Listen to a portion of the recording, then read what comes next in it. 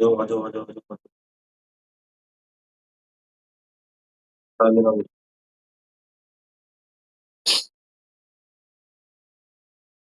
नमस्ते, शिवानी नमस्ते।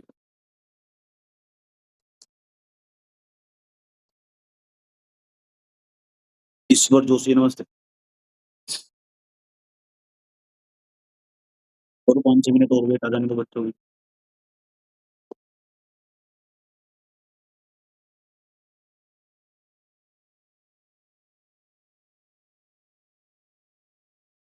नमस्ते।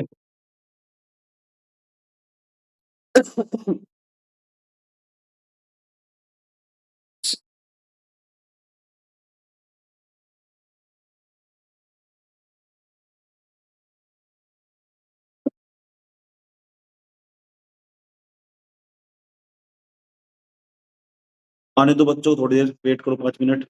अच्छा, अच्छा। खाना खाना आ गया यार?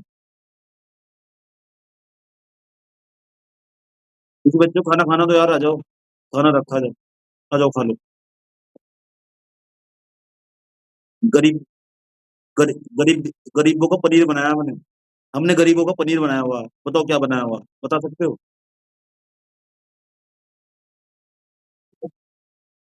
आलू बनाए आलू। हाँ, समझ में आता है भाई।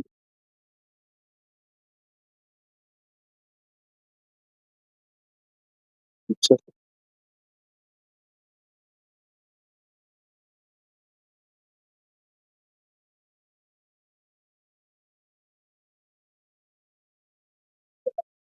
हाँ, तबीयत ज़्यादा खराब हो रखी है।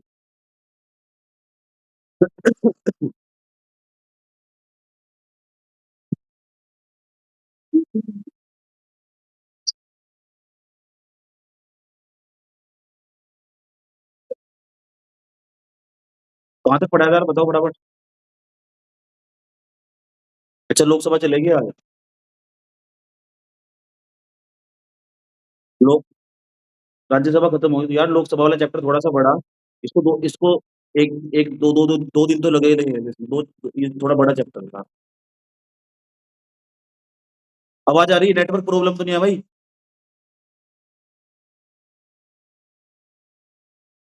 खाना-वाना खा के इस टाइम बैठ जाया करो। चलो।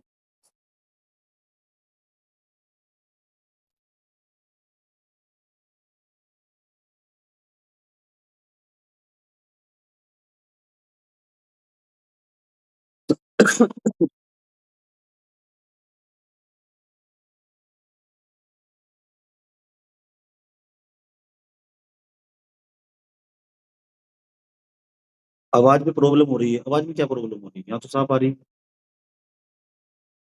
भाई आवाज़ में कोई प्रॉब्लम हो रही है?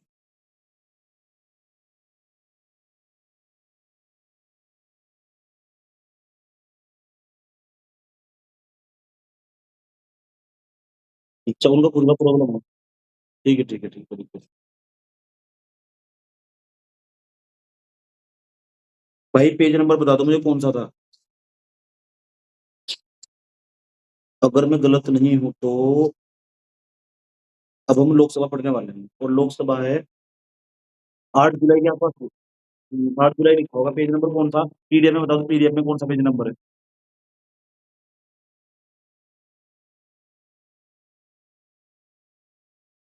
किसी के पास पीडीएफ नोट्स तो सबके पास होगा। मैं ऐसा उम्मीद करता हूँ जिसके पास नोट्स होगा वही होगा यहाँ पे। ठीक है? ठीक है। सबके पास नोट्स है? ज़रा दिखाना अपना-अपना नोट्स कहाँ है? गौरव नाम का कैंडिडेट भाई दिखाओ नोट्स कहाँ है तुम्हारा? आज जो बच्चे लगातार पढ़ने आएँगे ना उसका नाम लिखूँगा मैं, जो लगातार पढ़ने आएँगे उसको पढ़ाऊँगा अलग से बैठा के। नोट्स दिखाओ अपना-अपना कैमरा खोल के नोट्स दिखाओ। कहाँ तुम्हारा नोट्स? अच्छा। दूसरा दूसरा नोट्स उठा के दिखा रहे हो मतलब कुछ इकोनॉमिक्स का उठा के दिखा दे रहे हैं। अरे यार! क्या बच्चों वाली हरकत कर रहे हो। शाब्बाश लोकसभा, गौरव का भी दिख गया। अंकित जी आपका नोट्स नहीं दिखाई दे रहा मेरे को। पारुल का नोट्स दिख गया मेरे को। स्वाति का नोट्स नहीं दिखाई दिया। मुकुल का नोट्स कहाँ है भाई मुकुल? नोट्स कहाँ है तेरा? प्रीति का नोट्स दिख गया, नीमा का नोट्स दिख गया। दीपक का नोट्स नहीं दिखाई दिया मुझे, रजत का नोट्स नहीं दिखाई दिया, शिवानी का नोट्स नहीं दिखाई दिया। दीपा का नोट्स नहीं दिखाई दिया। कहाँ है तुम्हारा नोट्स? है ही नहीं तुम्हारे पास नोट्स, झूठ बोल रहे हो तुम यहाँ। और जिसका नोट्स नहीं है उसको मैं भी यहाँ से बाहर कर रहा हूँ, क्योंकि इसका मतलब वो मजा लेने आया है। जाओ, छोड़ो क्लास, जिसने नोट्स नहीं दिखाया। 2 मिनट दे रहा हूँ तो नोट्स दिखा दो, नहीं तो बाहर भेज दूंगा यहाँ से। रिकॉर्डिंग देखिए फिर जाकर।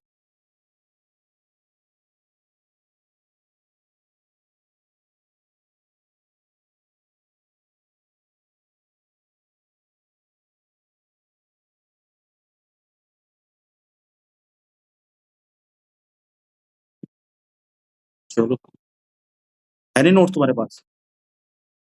ठीक है, जो बच्चे लगातार आ रहे हैं ना क्लास में, वो अपना नाम लिख के भेज देंगे मुझको, क्या-क्या नाम है तुम्हारा, एक अलग से ग्रुप बनेगा तुम्हारा, ठीक है? जो लगातार पढ़ेगा, बैठ उन्हीं को लिंक भेजूँगा फिर। दिख गया, प्रतिभा का नोट्स दिख गया, शाबाश वेरी गुड। चलो, शिवानी ठाकुर, चलो, मुकुल, प्रीति, रूसी, रूसी नोट्स दिखाओ। अच्छा रूसी हो, रोसी, अरे यार जो भी होगा। छाया, कैमरा नहीं ऑन हो रहा? नीमा का नोट्स दिख गया, स्वाति, ठीक है, चलो फिर। ओ, 1 मिनट रुक जाओ, देख लिया नोट्स। राहुल राहुल का नोट्स नहीं दिखाई दिया। सलोनी का नोट्स हो गया।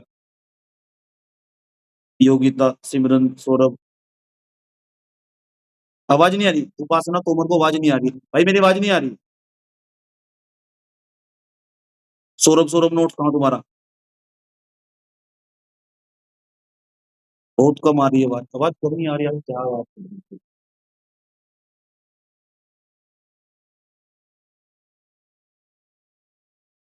हेलो?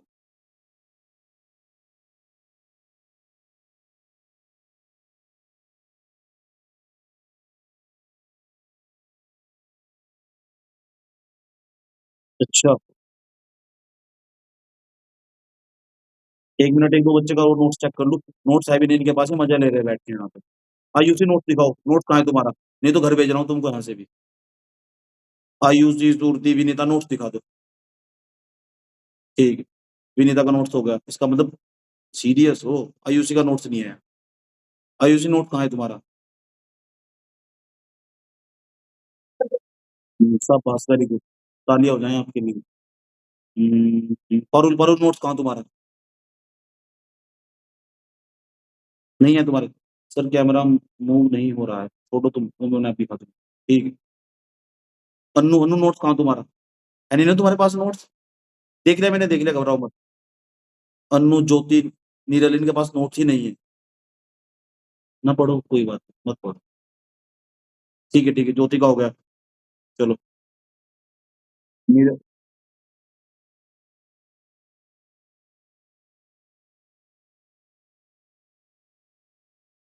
अच्छा, शाबाश वेरी आरती, आरती के पास नोट्स है? वो भी नोट्स कहाँ तुम्हारे भाई? 1-2 मिनट और वेट कर लो, फिर बच्चे आ रहे हैं ना पढ़ने वाले।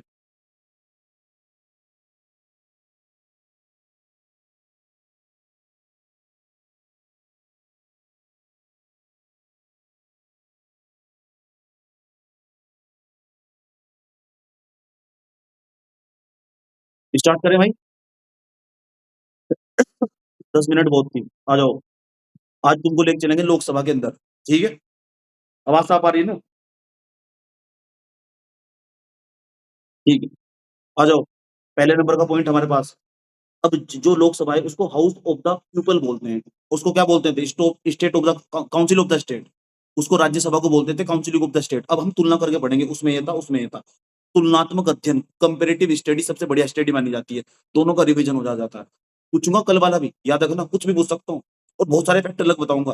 देखो दोस्त, एक बात तो अच्छे से समझ लो, जितने भी यहाँ लोग बैठे हुए, जो मैं पढ़ाऊंगा ना, वो एक साथ कभी भी किसी किताब में नहीं मिलेगा। याद रखना अच्छी तरह, मैं जो बात बोल रहा हूँ, एक साथ कभी भी किसी किताब में नहीं मिलेगा। और दूसरा, मेरे अलावा तुमको यहाँ कोई पढ़ाएगा ही नहीं। समझ में आया? ये जो मैं पढ़ाऊंगा, मैं अपना गारंटी दे सकता हूँ। और दूसरा ये क्या है, पढ़ा दिया तो तुमको समझ में आएगा ही नहीं। समझ में आया? और तुमको समझ में आएगा वो पेपर में भी नहीं आएगा। ठीक है? तो 3-4 बातें दिमाग में धारण कर लो। तो जो मैं पढ़ाऊँगा एक साथ वो कभी किसी किताब में नहीं मिलेगा। दूसरा क्या है, मेरे अलावा कोई पढ़ाएगा नहीं, और पढ़ा दिया तो समझ में आएगा नहीं। समझ में आया तो पेपर में नहीं आएगा, याद रखना। ठीक है? और दूसरा क्या है, इसमें बंदा अपना एक्सपीरियंस अनुभव डालता है, सालों का, स्टडी का। कई-कई किताबों का निचोड़ उठा के पिला देता है, कुछ भी उदाहरण देके समझा देगा तुमको और एक बार तुमने समझ लिया ना, वो परमानेंट याद रहेगा। इसका राग आज ही कट जाएगा। आज के बाद तुमको संसद पढ़ने की ज़रूरत नहीं है, सिर्फ़ क्वेश्चन लगाओगे, सिर्फ़ क्वेश्चन, यही नोट्स काम कर जाएगा और ये नोट्स सबसे बेस्ट नोट्स है। 3 साल लगे इसको बनाने में, जिसको तुम आराम से उठा के प्रिंट करवा लो। 3 साल, 3 साल कई किताबें पढ़ी गई, जब जाके उसको लिखा गया और किसी के साथ कंपेयर करके देख लो, किसी बुक के साथ। एक बुक को उठाओ, उसके साथ मैच करके देख लो, अगर उसमें यदि इतनी इन्फॉर्मेशन मिल जाए तुमको और सवाल किसी भी तो इस इंडिया के अंदर सबसे महान बुक निकाल लो और चैप्टर के सवाल लगा के दिखा दो। एक भी सवाल नहीं बचेगा सिविल सर्विस के एग्जाम तक। समझ रहे हैं? अभी तुम करके भी देखना, एक्सपेरिमेंट करके देख लो। अब मैं जिसमें समझाऊँगा ना, इसके बाद धीरे-धीरे, धीरे-धीरे तो क्योंकि यार समझने के लिए ना देखो, व्यक्ति देगा एग्जाम्पल और एग्जाम्पल देगा तो बात क्लियर होगी और जब बात क्लियर होगी ना, तभी पॉइंट समझ में आएगा तुमको। बिना एग्जाम्पल के बात क्लियर हो ही नहीं सकती बिल्कुल भी, तो उसमें चला जाएगा टाइम, तो टाइम तो देना पड़ेगा। सामने वाला भी तो अपना टाइम दे रहा है ना। चले? नंबर फर्स्ट, लोकसभा है हमारे पास, तो हमारे पास कल हमने पार्लियामेंट स्टार्ट करा था। पार्लियामेंट मतलब संसद, संसद मतलब संसद के 3 ऑर्गन होते हैं, 3 अंग होते हैं। एक तो हमारे पास होता है पहले नंबर पे राज्यसभा, लोकसभा और राष्ट्रपति, इन तीनों को मिलाकर बोलती है पार्लियामेंट। कल बड़ा रिवीजन करवा रहा हूँ। कल हमने राष्ट्रपति तो हमने पहले ही पढ़ लिया। पार्लियामेंट का जिक्र कौन से भाग में है? भाग 5 में, 6 में, 7 में, 8 में, कौन से में? भाग 5, शाबाश, वेरी गुड। राष्ट्रपति का, राष्ट्रपति का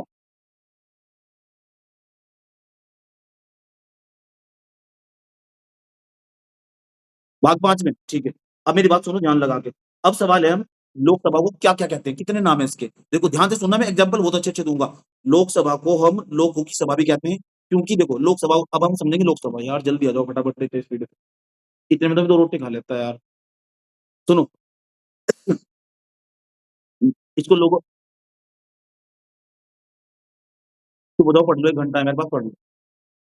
पहले नंबर पे हमारे पास इसको लोगों के अब हम आज समझेंगे लोकसभा किसको कहते हैं। देखो राज्यसभा में 245 मेंबर है जो बैठे हुए अभी। राज्यसभा हम ले कल तमीज़ से समझा, अच्छे-अच्छे फैक्ट समझे और तुम ना घटना चक्र जैसी किताब को यूज़ करोगे। आलस मत दिखाना, क्वेश्चन जाता है, एक बार लगाओगे, बार-बार उसी को 4-5 बार रिवीजन करोगे इस नोट्स के साथ। ज़िंदगी में कभी-कभी सवाल गलत होगा ही नहीं बिल्कुल भी। थोड़े हार्ड लेवल के क्वेश्चन लेके आओ, उसमें सारे सारे प्रकार के क्वेश्चन है। घटना चक्र की बुक को रख के सामने पढ़ोगे। इसके बाद हम हिस्ट्री स्टार्ट करेंगे, हम रुकेंगे नहीं बिल्कुल भी। समझ में आया बात ये? इसके बाद हम स्टार्ट करेंगे, अगले 15 दिन तक लगातार हम रुकेंगे ही नहीं बिल्कुल भी, 10-15 दिन तक तो लगातार।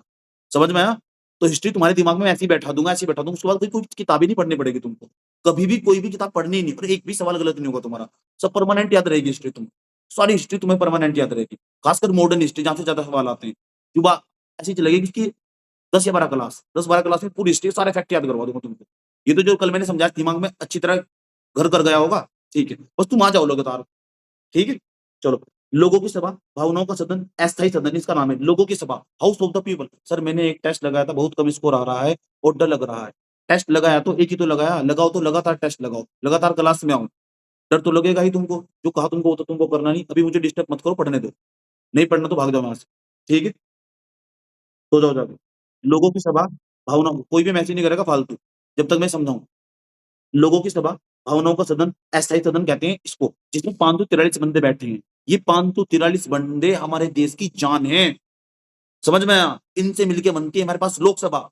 अभी हमारा नया सेंट्रल विस्टा प्रोजेक्ट के तहत नई वाली संसद बनाई गई, एक अभी नई वाली। उसमें कम से कम 1000 के आस-पास सीट हैं, 1000 के आस-पास सीट, नई वाली संसद में। लेकिन हमारे पास जो संविधान में लिखा हुआ था, संविधान में लिखा हुआ था कि अधिकतम लोकसभा के सदस्यों की संख्या, जो लोकसभा के मेंबर होंगे, उनकी जो संख्या होगी, टोटल उनके नंबर होंगे, वो मैक्सिमम 550 हो सकते हैं। लेकिन वर्तमान समय में है कितना, प्रेजेंट टाइम में कितना है? 543 बंदे लोकसभा के अंदर बैठे हुए हैं। समझ में आया? 543 बंदे इस टाइम लोकसभा के अंदर बैठे हुए, 543 बंदे के आस-पास। लेकिन अनुच्छेद 81, क्या अनुच्छेद 81 याद करना है? अब सारे के सारे आर्टिकल कभी नहीं याद करने। कौन-सा आर्टिकल याद करना होगा मैं कल ही बता के चलूँगा। कल मैंने 79 याद करवाया, सैसे संसद, सैसे 79 याद रखना है। 80, 80 से हो गई किसी को खाँसी, खाँसी उसी को होगी जो बुजुर्ग लोग होते हैं। बुजुर्ग लोग जाके बैठते हैं राज्यसभा के अंदर। राज्यसभा का स्ट्रक्चर, ढांचा, संरचना पूरी की पूरी वही स्ट्रक्चर पूरा उसी आर्टिकल में, अनुच्छेद 80 में। 2 ही आर्टिकल याद करने हैं और कुछ भी इसमें से इम्पोर्टेंट नहीं है। समझ में आया? अब हम बात कर रहे हैं लोकसभा की। हेलो, समझ रहे हो मैं क्या बोल रहा हूँ? इसको बोलते हैं हाउस ऑफ द पीपल, लोगों की सभा, जनता का सदन, अस्थायी सदन जिसको कभी भी भंग किया जा सकता है। आपको पता है लोकसभा कैसे बनती है लोकसभा? 543 बंदों की जो सभा है, 543 बंदूक सभा है, ये अब तक 7 बार विघटित हो चुकी थी। विघटित का मतलब इसको भंग किया जा चुका है। अब हम बात करेंगे कब-कब भंग किया गया। इसको अस्थायी सदन इसलिए तो बोल रहे हैं, इसको भंग किया जा सकता है, इसको रोका जा सकता है बीच में। समझ में आया? चलो। अनुच्छेद 81 में अनुच्छेद 81 याद करना, हाँ, क्योंकि अनुच्छेद 81 में बता रखा कि हाँ, राज्यों से कितने सदस्य आएँगे, राज्यों से 530 सदस्य आएँगे, हमारे पास संघ शासित प्रदेश है हमारे, राज्य मतलब स्टेट हमारे पास, कितने स्टेट है? 28 स्टेट है हमारे पास, 28 राज्य हैं, वहाँ से 530 सदस्य आएँगे और दूसरे नंबर पे बता रखा है संघ शासित प्रदेश से हमारे पास 20 सदस्य आएँगे। ये कहाँ लिखा हुआ? ये अनुच्छेद 81 में लिखा हुआ। क्या मुझे अनुच्छेद 81 याद करना? याद कर सकते हो, लेकिन किसी पेपर में आज तक पूछा नहीं गया है, तो ज़्यादा ध्यान देने की जरूरत नहीं है। ये होता है पढ़ने का तरीका, अंधाधुंध सारे आर्टिकल याद करे जा रहे, बेवकूफ हो तुम। पता नहीं कौन, मैं एक बच्चे को देख रहा हूँ 395 आर्टिकल, पहले में, दूसरे में, उसको दया आ गई। वो बोल रहा है 2 साल से याद कर रहा हूँ, दया आ गई उनको दया। कितनी एनर्जी खराब कर दी उन्होंने जाके। कुछ भी, अड़गम-सड़गम कुछ भी पढ़ाओ जा रहे। टीचर पढ़ा भी तो रहे, उन पे व्यू भी आ रहे, ले लो व्यू, खेलो व्यू। कुछ नहीं होगा उससे भाई, एनर्जी वहाँ वेस्ट हो जो काम की चीज़ हो। मना ही करना स्टार्ट, मैंने मना कर दिया ना, नहीं मत करो 60 आर्टिकल को याद। बात खत्म। अब मैं सवाल एक पूछता हूँ, लोकसभा के संदर्भ में निम्नलिखित कथनों पर विचार कीजिए। लोकसभा के संदर्भ में निम्नलिखित कथनों पर विचार कीजिए। पहला स्टेटमेंट, लोकसभा के अधिकतम सदस्यों की संख्या 550 हो सकती है। सही है, गलत है? हैं? ये स्टेटमेंट सही है, गलत है? दूसरा रुक जाओ। वर्तमान समय में लोकसभा में केवल 540 सदस्य हैं। सही है, गलत है? गलत है। ठीक। तीसरा स्टेटमेंट, रुक जाओ। बस। अरे बस, बच्चा चुप हो जा। मज़ाक करने की आदत है मेरी, मज़ाक करने की। मैं इस तरह ही पढ़ाता हूँ। बोल लो यार, तबीयत ज़्यादा खराब हो रही है। बात समझ में आया? तो कितने, अब मैं अगला सवाल पूछ रहा हूँ, ध्यान से सुनना अच्छे तरीके से। लोकसभा में अधिक संघ शासित प्रदेशों से, संघ शासित प्रदेश मतलब यूनियन टेरिटरीज़ जिसको बोलते हैं, संघ शासित प्रदेशों से अधिकतम 15 सदस्य ले जा सकते हैं, गलत है, सही है? मैक्सिमम कितने ले जा सकते हैं? 20 ले जा सकते हैं। यही तो सवाल पूछ रहा है। अभी मैं कथन कारण वाला सवाल दूँगा, आगे बढ़ने दो मुझको। बात समझ में आ गई ना? क्लियर हो गया ना? इधर में इसमें इधर साइड में लिखने का, टच करने का ऑप्शन होगा, उसको लिखो। मीना जी, एकदम ना बताने के बाद अपना माइक ऑफ कर लिया करो। बताने के बाद अपना माइक ऑफ कर लिया करो तुरंत। नीमा, माइक ऑफ प्लीज़। आगे चलते हैं। सबसे इंपॉर्टेंट आर्टिकल जो पूछा जाता है, वो पूछा जाएगा। मैंने लिखवा रखा है नोट में। नोट में देखो, अनुच्छेद 331 लिखवा रखा है मैंने। अब मैं तुमसे बहुत गहरे-गहरे सवाल पूछूँगा और ये पूछे जा रहे हैं यहाँ से। अनुच्छेद 331 में स्पष्ट उल्लेखित है कि राष्ट्रपति 2 अखिल भारतीय समुदायों को लोकसभा में मनोनीत करेंगे। अब ये अखिल भारतीय समुदाय क्या होता है? इसको जानते हैं। एंग्लो इंडियन किसको कहते हैं? अखिल भारतीय समुदाय के लोग। एंग्लो इंडियन किसको कहते हैं? अरे एंग्लो इंडियन उसको कहते हैं, देखो हमारे संविधान निर्माता थे, जिन्होंने संविधान बनाया। वो इतने अच्छे व्यक्ति थे, कॉन्स्टिट्यूशन मेकर थे, जो हमारे संविधान निर्माता थे, अम्बेडकर थे, उनके साथ संविधान सभा में जितने भी लोग थे, संविधान सभा में 389 के आसपास मेंबर थे, उनके मानव मस्तिष्क इतना गहरा था कि उन्होंने इसका प्रावधान रखा कि उन्होंने एंग्लो इंडियन, अखिल भारतीय समुदाय के लोग, इंग्लिश में कहते हैं एंग्लो इंडियन, हिंदी में कहते हैं अखिल भारतीय समुदाय के लोग। अखिल भारतीय समुदाय के लोग उनको कहते हैं जिसके दादा परदादा में से कोई यूरोप का रहा होगा, अंग्रेज रहा होगा। हमने उनके साथ भी भेदभाव नहीं किया और उनका भी एक आर्टिकल मेंशन कर दिया कि लोकसभा में तुम्हारी भी 2 सीट होगी और 2 सीट पे तुमको चुनाव मनोनीत करा जाएगा तुमको, ताकि तुम अपने लोगों का प्रतिनिधित्व कर सको। यहाँ जो यूरोपवासी बचे हैं, अंग्रेज बचे हैं, उनका भी ध्यान रख सको। इतना अच्छा हमारा कॉन्स्टिट्यूशन है। कॉन्स्टिट्यूशन सबसे बेस्ट चीज़ है, किसी के साथ कोई भेदभाव नहीं कर सकता। कोई सा भी, तुम किसी भी जाति से हो, किसी भी धर्म से हो। अब सोच लो, हमने उनका भी ध्यान रखा। लेकिन अब पता है क्या हुआ? अब तो देश आज़ाद हुए 75 साल बीत गए। अच्छा 75 साल बीत गए, अनुच्छेद 331 में लिख रखा है। मैं पूछूँगा तुमसे, अभी मैं एक सवाल पूछने वाला हूँ, अभी तुरंत समझ में आया। फिर तुम बोलते सवाल कहाँ से आते हैं? सवाल कहाँ से आता है रे बाबू भैया? सवाल कहाँ से आता है? यहाँ से आता है सवाल। समझ तो लो उसको पहले।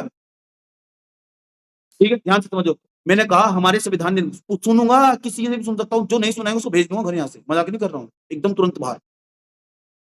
ध्यान से सुनो। मैंने कहा कि एंग्लो इंडियन किसको कहते हैं, समझ में आ गया? जिसके दादा परदादा में से कोई भी एक जो है यूरोप का रहा हो, उसको एंग्लो इंडियन कहते हैं। हिंदी में अखिल भारतीय समुदाय के लोग कहते हैं। हमारे संविधान निर्माताओं ने जब 550 सीट रखी, उसमें से 2 सीट मनोनीत कर दी। मनोनीत का मतलब उनका चुनाव नहीं होगा। राष्ट्रपति क्या करेगा? गृह मंत्रालय बताएगा, अमित शाह बताएगा द्रौपदी मुर्मू को। द्रौपदी मुर्मू उस टाइम राष्ट्रपति है ना, उसको बताएगा एक काम करो, 2 सदस्य हैं, इनको नॉमिनेट कर दो, उन्हें मनोनीत कर दो। नॉमिनेट मतलब उनका नाम दे दिया, लिख के पर्चे पे इन व्यक्ति को यहाँ ले आओ। लोकसभा में। लेकिन ये पता है क्या हुआ? 104वां संविधान संशोधन हुआ और इस बात को तो काट दिया गया कि अब कोई भी अखिल भारतीय समुदाय का लोग 104वें संविधान संशोधन के तहत लोकसभा में मनोनीत नहीं करा जाएगा। क्यों? अरे यार 75 साल हो गए, अब कहाँ बचे? कौन से यूरोपवासी? अब कौन सी मानसिकता में जी रहे हो? हटा दिया हमने इसको। अब मैं ये सवाल नहीं पूछ रहा हूँ, मेरा सवाल ये है ही नहीं, मैं पूछ रहा हूँ 104वें संविधान संशोधन के तहत और क्या हुआ था? अब बताऊँगा तुमको कितना कितना तुम्हारे बुद्धि है तुम। अब तक ये बताओ मुझे सबसे पहले बताओ ये कौन बताएगा अब तक भारत के संविधान में कितने संशोधन हो चुके हैं? पीछे में पढ़ाया हुआ है। कौन बताएगा? मेरा 106 कोई बात नहीं। 106वें का नाम है नारी शक्ति वंदन विधेयक 2023 नाम है ना? याद है ना तुम्हें? नारी शक्ति वंदन अधिनियम बन गया उसका नाम अब। और उसमें ना 106, 105, 104, 103, 102, 101 से लेकर 106 तक जुबान पे रटने चाहिए और फालतू नहीं 106 से लेकर 100 हमारे पास सारे नहीं याद याद करने, सारे के सारे संशोधन याद करने बैठ जाओ।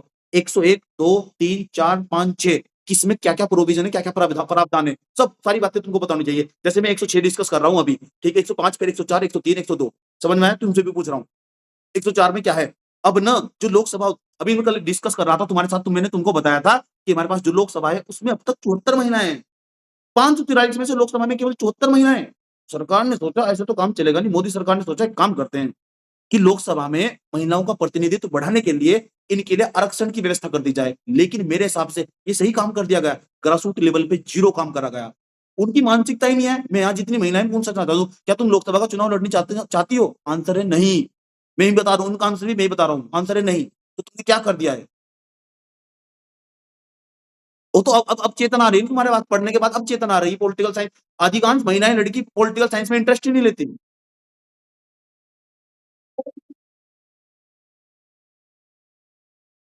इतनी बात बताओ समझ में आई नहीं? हेलो, मैं अगला सवाल लगा रहा हूँ 106वें नंबर का संविधान संशोधन हुआ, उसमें क्या किया गया नारी शक्ति वंदन अधिनियम ये 2023 में पारित कर दिया गया और उसमें कहा गया कि जब अगला जो चुनाव होगा, उसमें जो महिलाओं के लिए आरक्षण का प्रावधान कितना कर दिया गया? आरक्षण का प्रावधान 1 तिहाई कर दिया गया, यानी 1 तिहाई का मतलब 33% के आस-पास इनको आरक्षण दे दिया जाएगा, लोकसभा में। क्या तुम मुझे बता सकते हो 543 का 1 तिहाई कितना बैठेगा? है कोई? 543 का 1 तिहाई कितना बैठेगा? एक तो मैथमेटिक्स कितना तुम्हारा स्ट्रांग है, कॉपी में निकाल के दिखा सकता है कोई? 181 का 180 के आस-पास बैठेगा, 180 से ज़्यादा बैठेगा, इसका मतलब ये कह सकते हैं कि महिलाओं की संख्या आज से कुछ सालों बाद आप जब ये अधिनियम लागू हो जाएगा, महिलाओं की संख्या ज़्यादा देखोगे। जहाँ अभी 74 महिलाएँ हैं, महिलाओं की संख्या बढ़ जाएगी। तो इसका मतलब वुमेन एम्पावरमेंट में यानी महिला सशक्तिकरण में भारत की सरकार का एक वो तो हेलो? 180 से ज़्यादा कहा कह दिया मैंने। मैंने तो पहले ही बोला मैंने कुछ गलत थोड़ा ही ना बोला। आप ही 184 बता रहे हो, 180 तो मैंने कहा 180 से ज़्यादा बात खत्म। समझ में आया? 100 ये जो फैक्ट याद करनी तुम्हारी आदत है ना 101 100 पॉइंट वही तुमको बर्बाद करती है। ठीक है? इसलिए तो तुमको तबाह कर दिया। वही बताया तो अजय पाल के जूते के नंबर के पीछे पड़ जाते हो तुम। उसके जूते का नंबर क्या था? यही तुमको बर्बाद करता है। ठीक है? यही तुम्हारी बर्बादी का कारण है। समझ में आया? ये जो पीछे-पीछे की बात बताता हूँ ना किसी फैक्ट के बाद, वो तुमको सुनने की आदत नहीं है आगे बच्चों की। और वो जो उसको सुनेगा अब पेपर उसी का निकलेगा। नहीं तो बैठ जाओ घर। ये पेपर भी कह रहा है, मैं नहीं कह रहा हूँ, पेपर कह रहा है। पेपर अपना लेवल लगातार बढ़ा रहा है। वो कह रहे हैं समझ गया हूँ समझ के। ये क्या कह रहे हैं ना, ना मैं तो 1 पेज पढ़ लूँगा लोकसभा का। क्या ये मास्टर बक-बक करे जा रहा है। समझ में आया? तो बेटा तुम खेलो घर जाके। 5 साल और भी लगाओगे तब भी सिलेक्शन नहीं होगा। समझ में आया? तो नारी शक्ति वंदन विधेयक समझ में आया? नारी शक्ति वंदन विधेयक मैंने क्या डिस्कस किया? ये कह दिया गया। अच्छा, तो 105वां संविधान संशोधन कोई बता सकता है? रजत भाई बताओ, 105वें संविधान संशोधन में मैंने क्या पढ़ाया था? माइक ऑन करो पहले। देखो तो तुम पढ़ क्या रहे हो? ए, लो नंबर, आओ ले लो नंबर।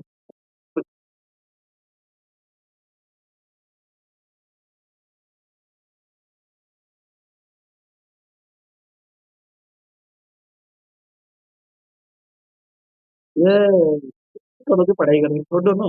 प्रीति बताओ, खोलो चैट जीपीटी। आज की पुरानी हो गई चैट जीपीटी वाले। पता है क्या हुआ चैट जीपीटी से? जो बार-बार चैट जीपीटी खोलता है ना उसका तबाह हो गया वो। चैट जीपीटी ने एक डाइट चार्ट बना के दिया, उसको ना ज़हर ज़हर भर दिया उसके शरीर में। बार-बार चैट जीपीटी मत खोलना, तबाह हो जाओगे, दिमाग कम हो जाएगा। प्रीति बताओ, पार्थ, सौरभ, मुकुल इतने बच्चे बैठे हुए, किसी को पता नहीं 105 में क्या है?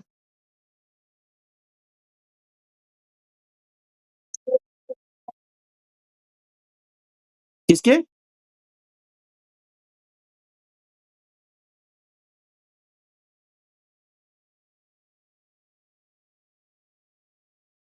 जो सामाजिक रूप से और शैक्षणिक रूप से पिछड़े हुए लोग हैं, उनकी पहचान करने के लिए कहा गया है। अरे संविधान में संशोधन करने का मतलब क्या होता है?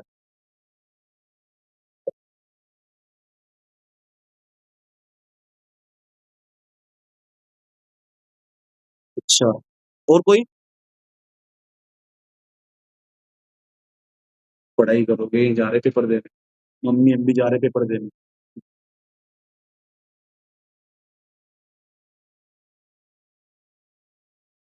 अच्छा, यही नोट्स में लिखा हुआ था। अच्छा, अरे कोई बात नहीं। 104 में बताइए पूरे क्या लिखा हुआ है? अभी मैं 104 ही डिस्कस कर रहा हूँ ये लोकसभा में ही है। अगर तुम सोचते हो ना कि लोकसभा का भी चैप्टर पढ़ लूँगा, हकीकत ये है कि इस चैप्टर को कभी भी जोड़-तोड़ के पढ़ा ही नहीं जा सकता। सारा जोड़ के पढ़ना पड़ेगा। सब चीज़ें एक-दूसरे से जुड़ी हुई। 104 में क्या है? कौन बताएगा? चलो शिवानी को बता दें। बताओ शिवानी। अच्छा, ठीक है, ठीक। तो 100 एंग्लो इंडियन का प्रावधान समाप्त कर दिया गया और एससी-एसटी का जो आरक्षण है, उसको बढ़ा के कर दिया गया कितने साल के लिए? 10 साल के लिए और बढ़ा दिया गया।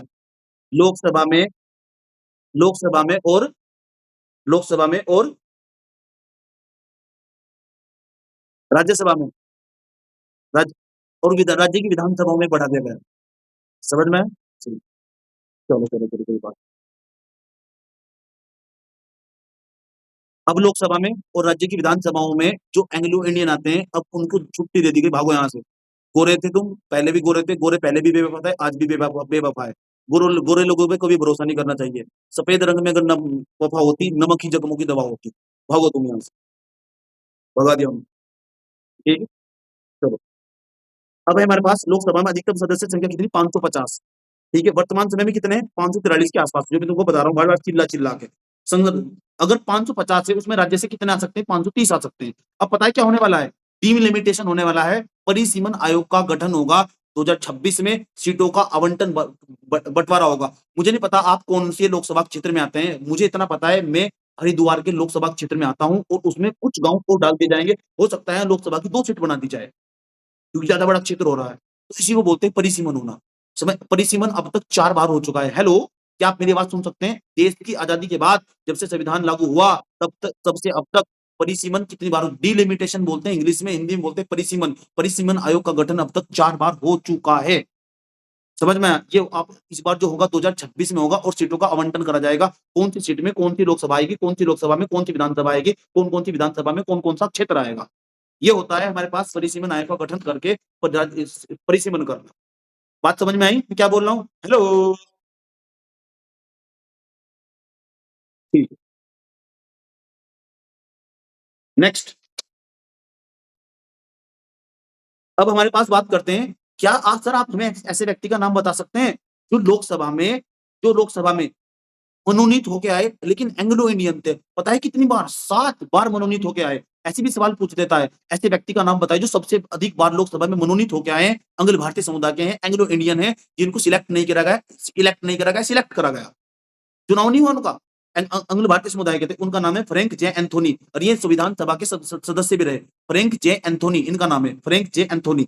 एक ही बात बताओ समझ में आया नहीं आई? ठीक है, उन्होंने संविधान सभा में पता है किसके रूप में काम किया? उपसभापति के रूप में भी काम किया। ठीक है, अब हमारे पास कौन लोकसभा का चुनाव लड़ सकता है? अब हम बात करते हैं कि आप लोकसभा का चुनाव लड़ सकते हैं?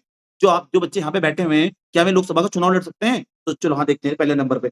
अनुच्छेद 83 के अनुसार यानी आर्टिकल 83 के अनुसार आप लोकसभा का चुनाव लड़ सकते हैं। आपकी योग्यता, आपकी एलिजिबिलिटी क्या होनी चाहिए? ये होनी चाहिए। आप भारत के नागरिक हो, कहीं भी नहीं लिखा हुआ मूल रूप से नागरिक हो। यानी बाहर का व्यक्ति भी यहाँ की सिटीज़नशिप लेके, यहाँ की नागरिकता लेके आप चुनाव लड़ सकते हैं। ये इंपोर्टेंट बात है। उसके बाद अनुसूची 3 में दिए गए प्रारूप के अनुसार शपथ ली गई हो। इसकी शपथ लेनी पड़ेगी। उसके बाद ये आपकी कम से कम आयु कितने साल होनी चाहिए? 25 साल होनी चाहिए। अगर आपकी 24 साल भी आयु है, आप नहीं लड़ सकते। 26, 27, 28 चुनाव लड़ सकते हो। 25 साल पार होनी चाहिए। मेच्योरिटी की अवस्था आ सकती है। ऐसा है कोई यहाँ जो 25 साल से कम का हो? हेलो? कोई है यहाँ जो 25 साल से कम का हो? कोई नहीं है। अच्छा 25 हाँ, चलो कोई बात नहीं। धीरे-धीरे ठीक है। और भी योग्यता है क्या? हाँ, और भी योग्यताओं का निर्धारण या उनको गठन करने का काम, और भी योग्यताओं के बारे में बताने का काम लोकसभा के अंदर जो है कानून बनाए जाते हैं, उन कानून के अंदर नियम संचालन प्रक्रियाओं में सब लिखा होता है। संविधान में सिर्फ इतना ही लिखा गया। इस संविधान में ओवरव्यू दिया जाता है किसी भी चीज़ का। ओवरव्यू मतलब बाहर से बताया जाएगा संविधान में। खुल के नहीं लिखेंगे चीज़ों को। टाइम ही नहीं आता उन पे इतना। उसमें साफ कह दिया गया इसके लिए तुम नियम बना लो। नियम बनाओगे, देखो योग्यताओं का निर्धारण संसद करती है, पार्लियामेंट बताएगी।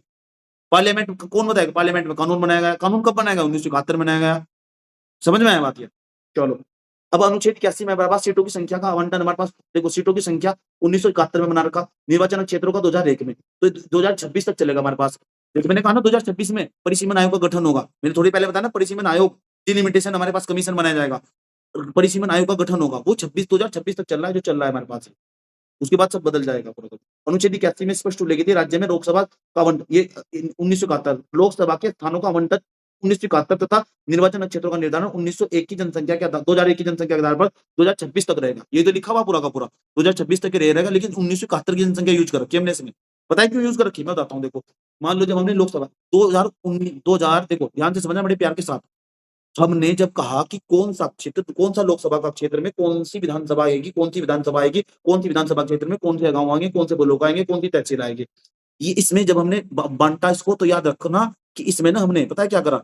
1971 की जनसंख्या यूज़ करी। पता है 1971 की जनसंख्या यूज़ क्यों करी? इसलिए यूज़ करी क्योंकि दक्षिण भारत के राज्य ना विरोध कर रहे थे कि तो उत्तर भारत के लोगों ने अपनी जनसंख्या तो तेज़ी के साथ बढ़ा ली और इनके पास ना ज़्यादा सीट आ जाएगी। जैसे यूपी में ज़्यादा सीट है, तो केरल वालों ने जनसंख्या बढ़ाई नहीं थी तो उनके पास कम सीट आ जाएगी।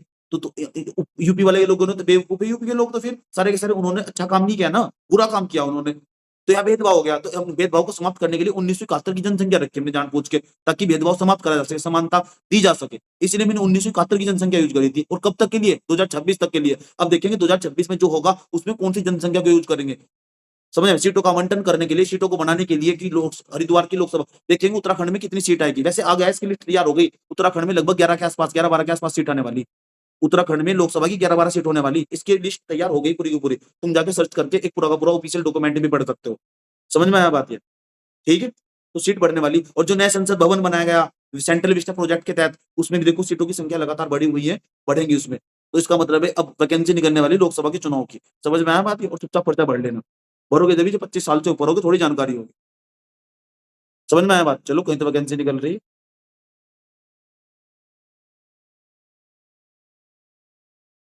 चलो, अब निर्वाचन अब सवाल है इनका चुनाव कैसे होगा? लोकसभा के अंदर मुझे जाना है, इनको चुनाव कैसे होगा सर? आ जाओ। इसमें होता है देखो, अगर तुम्हें राज्यसभा का चुनाव करना, तो सीधा जनता वोट नहीं डालेगी। जनता के चुने हुए जो नुमाइंदे होते हैं, विधायक होते हैं, वो वोट डालते हैं।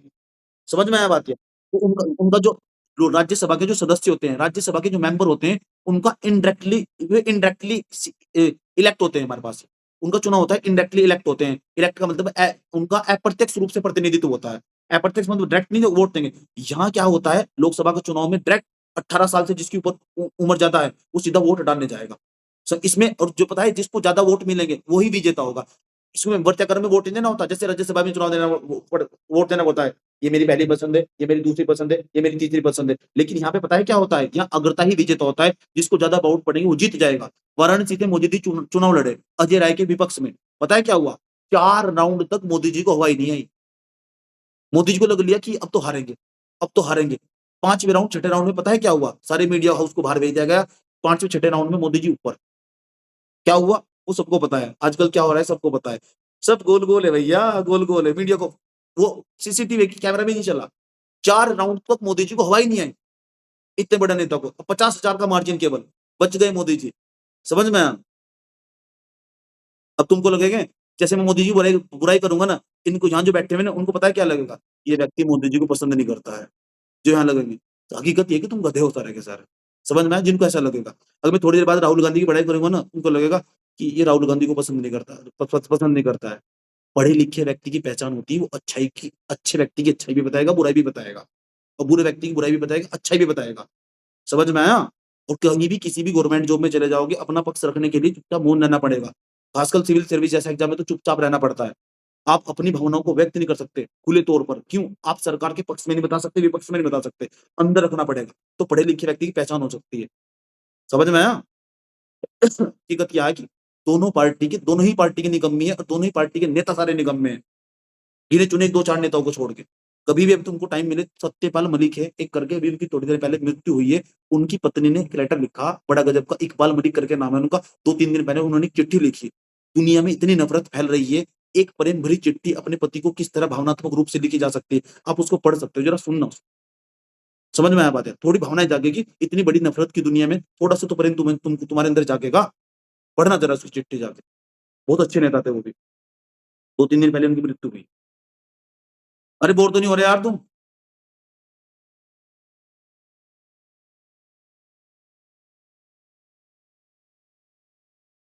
मो मो देखो, एक लड़की बोल रही है पालून का नाम, मोदी जी ने सच में वोट चुराए। देखो मैडम मोहतरमा ऐसा है, अगर मोदी जी का ये बयान तुम उल्टे हिसाब से निकालोगे ना 2013 से पहले का निकाल के, तो मोदी जी जो राहुल गांधी आरोप लगा रहे हैं ना, वही आरोप मोदी जी राहुल गांधी पे लगा रहे थे। तो तुम क्या सोचते हो कांग्रेस वाले दूध पे धुले हुए हैं? अगर ये चोर है ना तो वे महाचोर थे। तो सर फिर तो सब कुछ बेकार है। हाँ, अभी आने दो सरकारें, अभी 5 साल में सरकार बदल जाएगी, ये तय है। अगले 5 साल में, लोग हो गए बोर। तुम देखोगे ना बाद में जाके तुमको लगेगा यार मोदी सरकार ही सही थी। समझ में आया? यही किसी भी लोकतंत्र की खूबसूरती होती है। यही होती है किसी लोकतंत्र की खूबसूरती। समझ में आया? लेकिन इस सरकार में जो है बहुत ज़्यादा भेदभाव हुआ स्टूडेंट के साथ। ध्यान ही नहीं दिया गया। 65% 65% युवा आबादी जिस देश की हो, उस देश पूरी दुनिया में सबसे ज़्यादा युवा लेके घूम रहे हैं हम। अगर इसका सही से इस्तेमाल करा जाता, सही पॉलिसी बनाती, आज इस बुद्धि का इसका इस्तेमाल किस स्तर पे देश को बनाने में हो सकता था। आपको पता है, पूरी दुनिया के अंदर सबसे ज़्यादा मात्रा में अगर कोई किसी के पास पावर है, खुद की, तो हमारे पास है। इसका सही इस्तेमाल नहीं हुआ।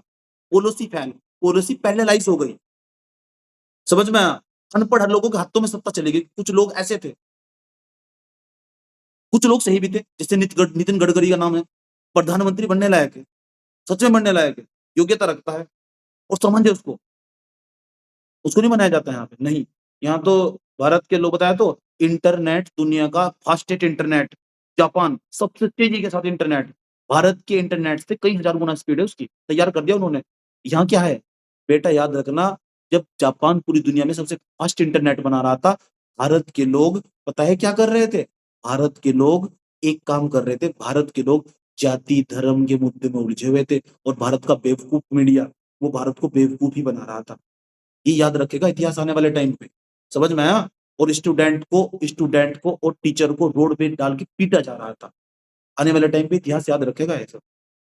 चलो, मेरा दर्द है कभी-कभी बाहर आ जाता है। कहाँ जाऊँ इसको व्यक्त करने कहाँ जाऊँ? तुम्हारे सामने व्यक्त कर देता हूँ और कहाँ जाऊँ? जो सही है, गलत है गलत है। बात तो तुम्हारी ही हो रही है ना। क्या तुम इतने सक्षम नहीं हो? क्या तुम इतने सक्षम नहीं हो? तुम सक्षम नहीं, तुम ज़रूरत से ज़्यादा सक्षम हो। हकीकत ये है कि तुम्हारे पास ज़रूरत से ज़्यादा क्षमता है। इसका इस्तेमाल तुम्हारा ना सिर्फ़ यूज़ करा गया है, मिसयूज़ करा गया है तुम्हारा। समझ में आया? तुम्हारा इस्तेमाल करा जा सकता है, अच्छी पॉलिसी बनाई जा सकती थी, तुमको ट्रेनिंग दी जा सकती थी, स्किल चलाए जा सकते, प्रोग्राम चलाए जा सकते, सब फेल कर दिया गया। सारा सिस्टम फेल, सारा कोलैप्स फेल। 2016 में प्रोग्राम चलाए, स्किल इंडिया प्रोग्राम, कहाँ स्किल इंडिया प्रोग्राम? इतना अच्छा प्रोग्राम था वो, उसका इम्प्लीमेंटेशन ज़ीरो। कंप्यूटर सेंटर वालों ने खूब पैसे छापा दबा के। समझ में आया? अगली बार वोट देने जाओ ना, सोच समझ के वोट देना। मैं ये नहीं कह रहा हूँ राहुल गांधी को वोट देना, थोड़ा-सा आँख खोल के वोट देना, किन लोगों को वोट दे रहे हो तुम। समझ में आया? ठीक है? बहुत बड़ी बात कह रहा हूँ, याद रखना बात ये। हकीकत दोस्त ये है कि हम सब समझते हैं, हमें अच्छी समझ है। पॉलिटिकल साइंस की भी, सबकी लॉ भी, सब आता है हमको। हम बेवकूफ नहीं हैं, रात-दिन पढ़ते हैं, अच्छी तरह समझते हैं और ये सब समझते हैं। नेता से बड़ा निकम्मा कोई नहीं हो सकता, किसी पार्टी से बिलॉन्ग करते हो तुम। ये सारे बैठ के एक थाली में खाना खाते हैं, तुमको पता है? संसद में लड़ेंगे और तुमको दिखाएँगे। बाद में जाके सारे एक साथ थाली में बैठ के खाना खाते हैं। चलो ज़्यादा बातें हो गई, ठीक है? आ जाओ हमारे पास। अब हमारे पास अनुच्छेद 81 निर्वाचन विधि, इनका चुनाव कैसे होगा? अगर तय विजेता, जिसके ज़्यादा वोट पड़ जाएँगे वो जीत जाएगा। मोदी जी की आई 240 सीट, यूपी में हार गए। अभी चुनाव हुआ 2024 में, चुनाव मोदी की आई 240 सीट। मोदी जी को लगा बेटा तुम तो गए। नीतीश नीतीश कुमार की पार्टी, आ जाओ पलटू राम। एक आंध्र प्रदेश के चंद्रबाबू नायडू, उनकी पार्टी, आ जाओ बेटा, एक काम करो लाओ वोट दो फटाफट। 290 के पार सीट हो गई। जिसकी 272 के आस-पास सीट पार हो जाएगी ना 543 में से, उसकी सरकार होगी लोकसभा में, उसी का बहुमत माना जाता है। 272 273 के आस-पास, 273 पे पूर्ण बहुमत माना जाता है।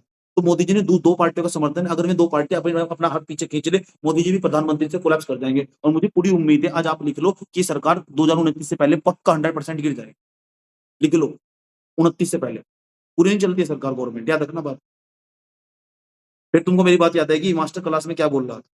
4-5 साल बाद ही मेरी बात सीध हो जाती है, याद रखना बात यार। मैंने आज से पीछे किसी क्लास में, पता है 4-5 साल क्या बोला था पढ़ाते हुए? मैंने कहा मरेंगे सब, कोई भूख से मरेगा, याद रखना, और कोई बिना भूख के मरेगा। उन सबको भोगना पड़ेगा जिन्होंने वोट दिया था 15-15 लाख रुपए के नाम पर, उनको सबको भोगना पड़ेगा। और उस स्टूडेंट को, समझ में आया? पता है आपको, आपको क्या किया गया? आपको अपराधी बना दिया गया। आपको समझ में आएगा, आपका अर्जुन किसी अकबर को या किसी अमर को मार के चला आया। आपने अपने अर्जुन को अपराधी बना दिया। पिछले मीडिया है ना पूरा।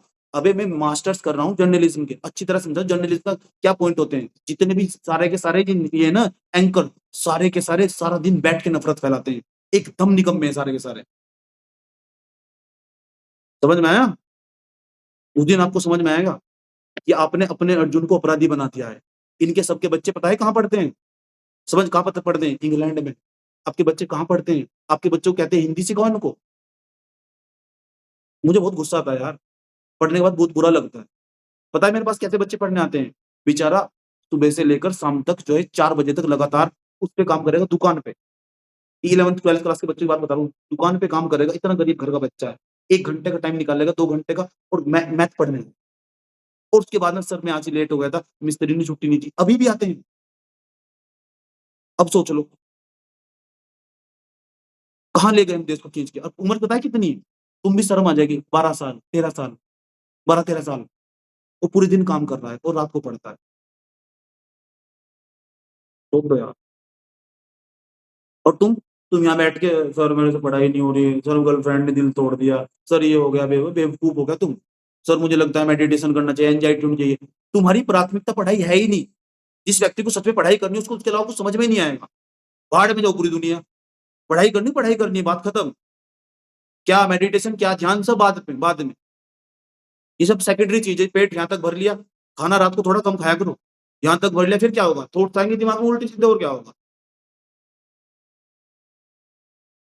चलो आ जाओ हमारे पास। अगरता ही विजेता प्रथम चुनाव, पहली बार चुनाव हुआ 1951 से लेकर हमारे पास 1951 से लेकर 1952 के बीच। कांग्रेस को चुनाव में 489 सीटों के लिए हुए हमारे पास, कांग्रेस को 364 बहुमत प्राप्त हुआ। ये पहली बार चुनाव हो रहा। और निर्दलीय को 37 सीट, भाग भाग 16 के आसपास सीट मिली। सवाल पूछा जा सकता है, पूछ सकता है कि सबसे बड़ा बहुमत, सबसे बड़ा जो है दल कौन सा था? कांग्रेस पार्टी बहुत बड़ा दल थी, क्योंकि सारे के सारे स्वतंत्रता सेनानी सारे भरे हुए थे उसमें। स्वतंत्रता सेनानी, बड़े बड़े नेता जिन्होंने आजादी की लड़ाई के लिए योगदान दिया था। उस टाइम की पॉलिटिक्स ही कुछ और थी। उस टाइम के नेता एक दूसरे को गाली नहीं देते थे। सत्यपाल मलिक उसी टाइम के नेता हैं। जाके सुनो उनको जाके, सत्यपाल मलिक को। अब तो बेचारे चले गए। उनको सुनना, उन्होंने पत्र लिखा बहुत अच्छा, थोड़ा पॉलिटिकल में इंटरेस्ट होता था।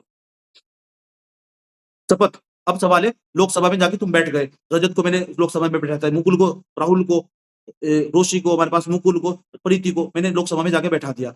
अब ऐसे थोड़ा ही ना बैठा देंगे, शपथ लेनी पड़ेगी। शपथ लो भाई, किस चीज की शपथ लोगे? आ जाओ हमारे पास। शपथ दिलाई जाती है इनको, राष्ट्रपति शपथ दिलाते हैं, या राष्ट्रपति किसी को, राष्ट्रपति कहने की मेरे को जुकाम हो रहा है, खांसी हो रही है, एक काम करो मैं बताता हूँ किसको, भाई एक प्रोटेम स्पीकर को नियुक्त करेंगे, वो उनको शपथ दिलाएगा। इसको जाके तुम देख भी सकते हो, छोटी छोटी चीजें देखा करो कि राष्ट्रपति लोकसभा के सदस्यों को कैसे शपथ दिलाते हैं। उसको कोई शॉर्ट वीडियो देख ले करो, तुरंत मिल जाएगा, 2 सेकंड में, 3 सेकंड में। इंटरेस्ट तो अकेले सब पूरा का पूरा, हकीकत देखो ना, उसके विजुअल देखो, क्या पढ़ रहे हो? समझ में आया? जब भी लोकसभा चुन के आए, अभी लोकसभा चुन के आई थी, मैंने सारी एक पिछली क्लास में दिखा भी रखी, यूट्यूब पे दिखा रखी मैंने पिछली क्लासों में, शपथ कैसे दिलाते हैं, ठीक है? शपथ प्रतिज्ञान के प्रारूप का उल्लेख कहाँ से है? अनुसूची 3 में। अनुसूची 3 में शपथ का उल्लेख है, ठीक है? इंपॉर्टेंट है। राष्ट्रपति लोकसभा में वरिष्ठतम सदस्य को स्पीकर, प्रोटेम स्पीकर, जो मैंने तुमको बताया, जो वरिष्ठतम सदस्य होगा, जिसको लोकसभा में पहले से अनुभव होगा, 3-4 बार चुन के आया होगा, उसको प्रोटेम स्पीकर बनाएंगे। प्रोटेम स्पीकर या प्रोटेम स्पीकर, अस्थायी सदस्य को बोलते हैं। थोड़ी देर बाद हटा दिया जाएगा उसको, वो शपथ दिलाएगा। या तो राष्ट्रपति खुद शपथ दिलाएंगे, या राष्ट्रपति के द्वारा कोई वरिष्ठतम सदस्य चुन लिया जाएगा लोकसभा में से, जिसको 15-20 सालों का अनुभव हो, वो शपथ दिलाएगा उनको। बात समझ में आई? रजत, मैंने क्या बताया? बताओ शपथ कौन दिलाएगा? लोकसभा के सदस्यों को, 544 सदस्यों को। फटाफट से स्पीड से।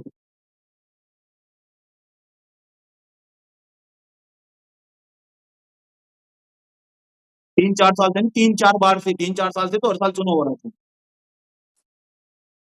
सुधर जाओ बेटे, पढ़ लो, पढ़ लो, पढ़ लो, पढ़ लो, भूल लो।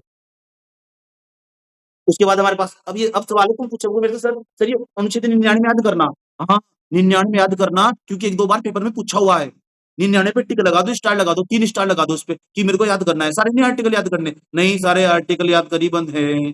अनुच्छेद 99 याद करना है? हाँ, याद करना है सर। सर आपने सारे क्यों लिखवा रखे? कभी किसी बच्चे के कभी-कभी जो पेपर बनाने वाले हैं उसको दर्द हो जाता है। तो दर्द हो जाते सारे आर्टिकल लिखवा रखे मैंने। 93 और 94 पे आ जाओ। ठीक है? अध्यक्ष और उपाध्यक्ष की बात करेंगे। एक लोकसभा में अध्यक्ष होता है, एक होता है उपाध्यक्ष। लोकसभा के अध्यक्ष वर्तमान समय के में पता है कौन है? अध्यक्ष ओम बिरला। लोकसभा के उपाध्यक्ष का पद 2019 के बाद खाली पड़ा हुआ। अध्यक्ष एक तो होता है लोकसभा में अध्यक्ष, 543 बंदे हैं, उनको मैनेज करना होता है। तो मैनेज करने के लिए बार-बार कहता है, मान्य सदस्य आप गलत कर रहे हैं, मान्य सदस्य आप नीचे बैठ जाइए, मान्य सदस्य मैं इसकी अनुमति नहीं दे सकता। ये जो बार-बार जो चिल्लाता रहता है, वो है ओम बिरला। उसकी लड़की का नाम है अंजलि, 2020 में पेपर दिया। मैंने उसने साथ-साथ पेपर दिया। पता नहीं रिजर्व लिस्ट में कहाँ से आईएएस बन गई। हमको बाहर काट दिया गया बताओ। गोलमोल है बाबू, गोलमोल है, सब गोलमोल है। समझ में आया? क्या बोल रहा हूँ? रिजर्व लिस्ट में अंजलि का नाम आया। अंजलि ओम बिरला की लड़की है, जाके सर्च कर लो नेट पे 2020 में। मतलब हमारा रिजर्व लिस्ट में नाम नहीं आ सकता। तुम्हारी तुम्हारी लड़की का रिजर्व लिस्ट में नाम आएगा। क्या ट्रांसपेरेंसी? कुछ नहीं, कोई मतलब नहीं। जवाब कोई भी, कोई जवाब नहीं। वाह! लोगों ने तालियाँ बजाई, वाओ! ओम बिरला की लड़की ने आईएएस का एग्ज़ाम पास कर दिया। वाओ! और हमारे जैसे गरीब, तुमको लगता है मेरे में नॉलेज कम है? तुमको लगता है तुमको मुझ पे डाउट है? हम बैठे हैं यहाँ पर, उनका रिजर्व लिस्ट में नाम आया था। बधाई हो भारत के लोगों, तालियाँ बजाओ इनके लिए तो। अच्छा इनको तो एक बात, 1 मिनट सुनोगे? ऐसे करके कहा होगा, मोदी जी एक काम करना चेयरमैन को यूपीएससी के फ़ॉर्म कर देना। तो मेरी लोंडी का नाम ना फाइनल लिस्ट में तो मत डालना, रिजर्व में डाल देना। ऐसे करके करते ही होंगे और ऐसा तो हो सकता है कि वो उसकी बात ना सुने। थोड़ा कॉमन सेंस लगाओ। हो सकता है, नहीं हो सकता है? हो सकता है, हो ही नहीं सकता बिल्कुल भी उसकी बात ना सुने। तो इसको तो बहुत सारे नेता होंगे इनके 100-150 बच्चे हर साल सिलेक्ट होते होंगे, कम से कम 200। अगर 1000 सीट है ना, इनके 200 बच्चे हर साल सिलेक्ट होते हैं, इनके रिश्तेदार परिवार वाले लोग। समझ गए? और ये बात केवल सेंटर में नहीं है, उत्तराखंड में तो ये बात व्यापक स्तर पर है। समझ में आया? चलो, तो क्या हम पढ़ना छोड़ दें? तो क्या हम पढ़ना छोड़ दें? सर क्या हम पढ़ना छोड़ दें? नहीं, नहीं छोड़ना है। काट दो उनको भी। उनके ऊपर पहुँचा एक अमित शाह का लड़का बीबीसी का प्रेज़िडेंट बन रहा है। शाबाश! Very good. तुम्हारी नॉलेज देख के हमको ठीक है, कोई बात नहीं। परिवारवाद का आरोप लगाते हैं। चुप हो जाओ, पढ़ लो। 93 के अनुसार लोकसभा के सदस्यों को अपने में से अध्यक्ष चुनते हैं और उपाध्यक्ष भी चुनते हैं। अभी मैंने बताया लोकसभा के अध्यक्ष का पद 2019 से ओम बिरला के पास है, लगातार उन्हीं के पास बना हुआ। 2024 में भी उन्हें दे दिया गया। लेकिन उपाध्यक्ष का पद अब तक खाली है और उपाध्यक्ष का पद खाली है ना, इसको भरा जाना चाहिए। अब तक खाली है उपाध्यक्ष का पद, ये भरे ही नहीं जा रहा बिल्कुल भी। पता नहीं क्यों नहीं भरा जा रहा? क्या कुछ कहाँ चले गए? 19 के बाद तो बिल्कुल ही खाली है। क्या कर रही है सरकार? समझ में आया बात क्या? मैंने क्या बताया समझ में आया? अध्यक्ष कौन बनेगा? अध्यक्ष वही बनेगा जो उनमें से चुन के आएगा। 543 में से किसी एक सदस्य के लिए चुनाव होगा। समझ में आया? वो उसको लोकसभा का अध्यक्ष बनाया जाएगा। पहले भी ओम बिरला थे, अब भी ओम बिरला है। ओम बिरला की मैंने तुमको कहानी भी सुना दी। चलो, भाई बोर तो नहीं हो रहे यार? हो जाओ बोर।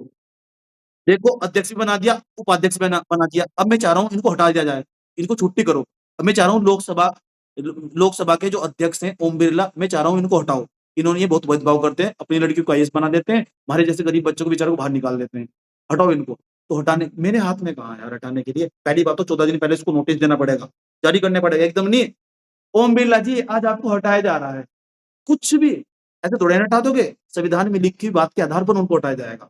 14 दिन पहले सूचना देनी पड़ेगी, नोटिफ़िकेशन निकालना पड़ेगा और इस संसद के नियम प्रक्रियाओं में लिखा हुआ पूरा का पूरा। संविधान में कहीं नहीं लिखा हुआ। नहीं 14 दिन लिखा हुआ, 14 दिन वाला कॉन्सेप्ट संविधान में है, अनुच्छेद 94 में है। 14 दिन वाली बात। चलो, उसके बाद अब तुम पूछोगे सर ऐसा कोई अध्यक्ष है, जिसको अब तक हटाया गया? ऐसा कोई लोकसभा का अध्यक्ष था क्या सर, जिसको अब तक हटाया गया और जिसके खिलाफ भी प्रस्ताव लाया गया, जिसको 14 दिन पहले सूचना दे दी गई? हाँ। उनका नाम है गणेश वासुदेव मालवंकर, प्रथम ऐसे अध्यक्ष थे लोकसभा के जिनका लोकसभा का जनक भी कहा जा। लोकसभा के पहले जनक भी यही है। लोकसभा का जो अध्यक्ष है ना हमारे पास, लोकसभा का अध्यक्ष ही यही थे सबसे पहले। जीवी मालवंकर साहब, गणेश वासुदेव मालवंकर पूरा नाम है इनका। मैंने जीवी मालवंकर लिखवा रखा। ये प्रथम अध्यक्ष थे। समझ में आया? प्रथम अध्यक्ष थे, इनको बोलते हैं लोकसभा स्पीकर। ये पहले लोकसभा स्पीकर थे, इंग्लिश में लोकसभा स्पीकर कहते हैं, हिंदी में अध्यक्ष कहते हैं इसको। और डिप्टी हमारे पास डिप्टी स्पीकर का पद तो आज तक भी खाली है, उपाध्यक्ष का पद आज तक भी खाली है। नहीं भरा गया 2019 के बाद। जिन्हें हटाने के लिए प्रस्ताव लाया गया। ठीक है, वे एकमात्र ऐसे लोकसभा के अध्यक्ष हैं। अब तक लोकसभा के एकमात्र ऐसे अध्यक्ष थे जिनको हटाने के लिए प्रस्ताव लाया गया था, लेकिन पास हुआ ही नहीं। आज तक लोकसभा के किसी भी अध्यक्ष को उस तरह हटाया ही नहीं गया। रजत मैंने भाई क्या बताया अभी? जिसका फेस दिखता है उससे पूछ लेता हूँ यार।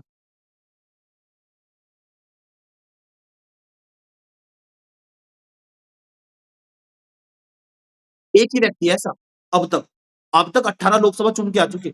जो हमारी 2024 में चुनाव हुआ ना, वो 18वीं लोकसभा है। प्रत्येक लोकसभा 5-5 साल के लिए चुनी जाती है। आपको पता है कुछ लोकसभा बीच में विघटित हो गई।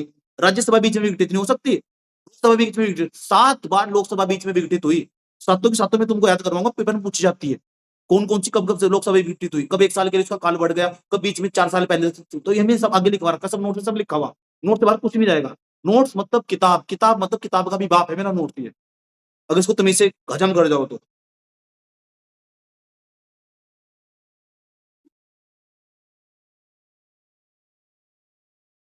3 साल लग गए, ठीक है। बच्चा जब पढ़ा रहा था, अब देखो बुजुर्गों की श्रेणी में चला गया, ठीक है। जीवी मालवा सुन लो, जीवी मालवंकर साहब और जीएमसी बालियोगी लोकसभा के ऐसे 2 अध्यक्ष हैं जिनका पद पर रहते हुए निधन हुआ।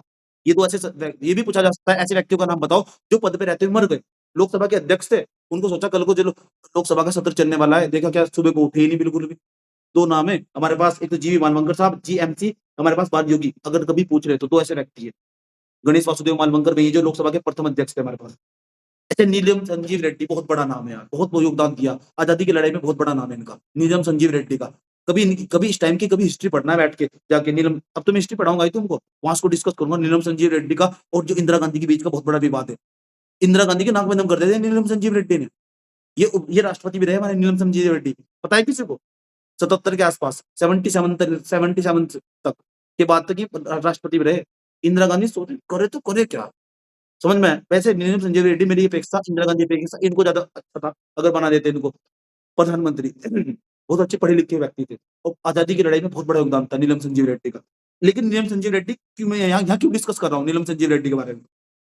ऐसे व्यक्ति जिन्होंने 2 बार लोकसभा के अध्यक्ष पद से इस्तीफा दे दिया। लोकसभा के अध्यक्ष पे थे, अपने पद से इस्तीफा दे दिया। यार ये बहुत सिंसियर लोग थे। अगर कोई इनकी थोड़ी-सी भी आलोचना करता था ना, तुरंत इस्तीफा दे देते थे। समझ में आया? यूँ नहीं कि रेल दुर्घटना हुई और रेल मंत्री की तरह वहाँ जाके रील बनवा रहे। ऐसे नहीं आते, ये संविधान निर्माता थे, इन्होंने संविधान बनाया था, इन्होंने आज़ादी की लड़ाई लड़ी थी, इन्होंने अपने पूर्वजों इनके पूर्वजों ने खून बहाया था, इनके दोस्तों को मारा गया था, बंदी बनाया गया था, ये वे लोग थे नीलम संजीव रेड्डी जैसे लोग। अब मिल जाएँगे तुमको ऐसे लोग।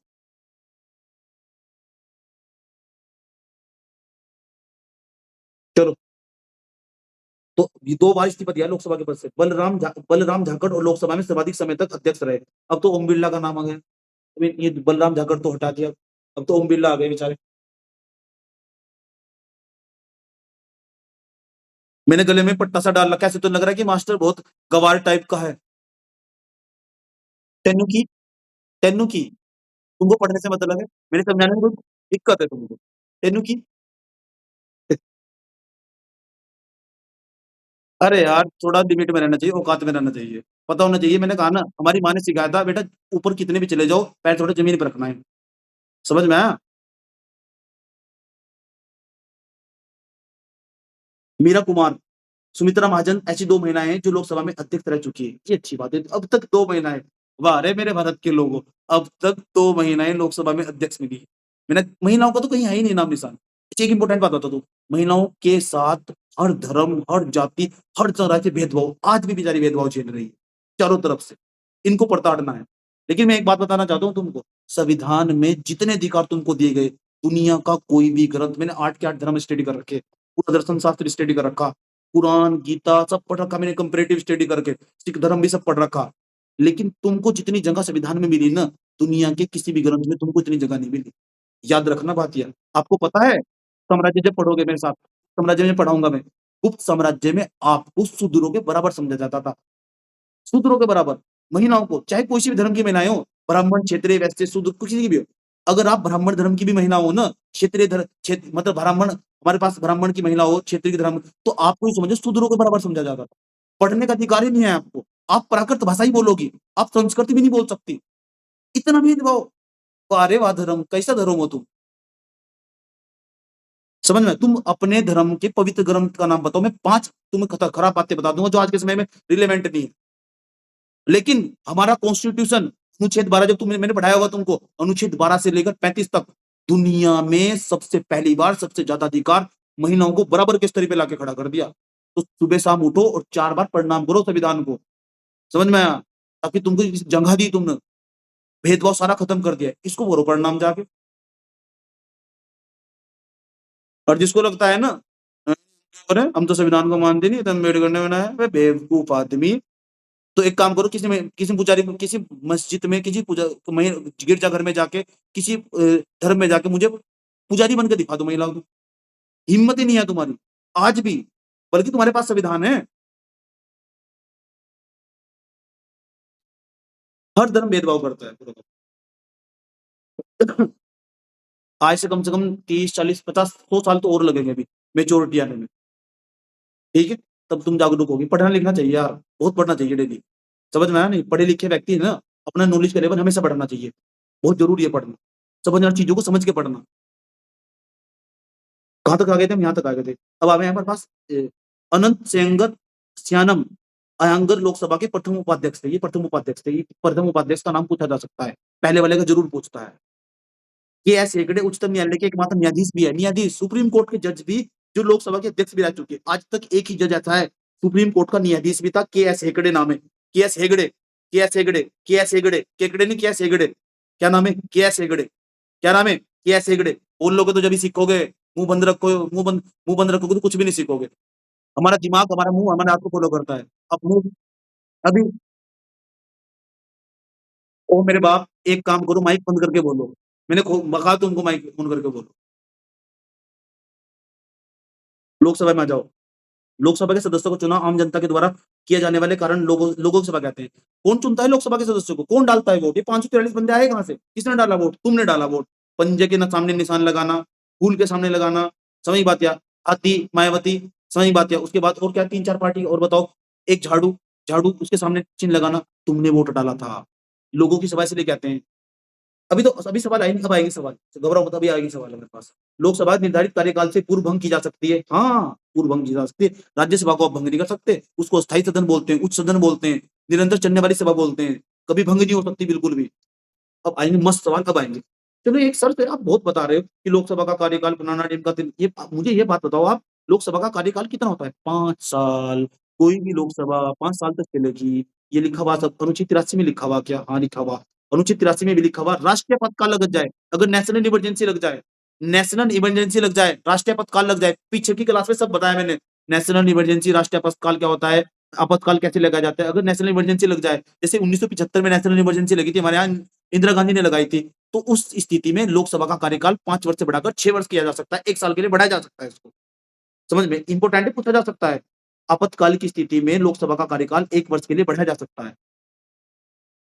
83 में स्पष्ट रूप लिखी थी कि 5 वर्ष के कार्यकाल की समाप्ति के बाद परिणाम लोकसभा का विघटन होगा।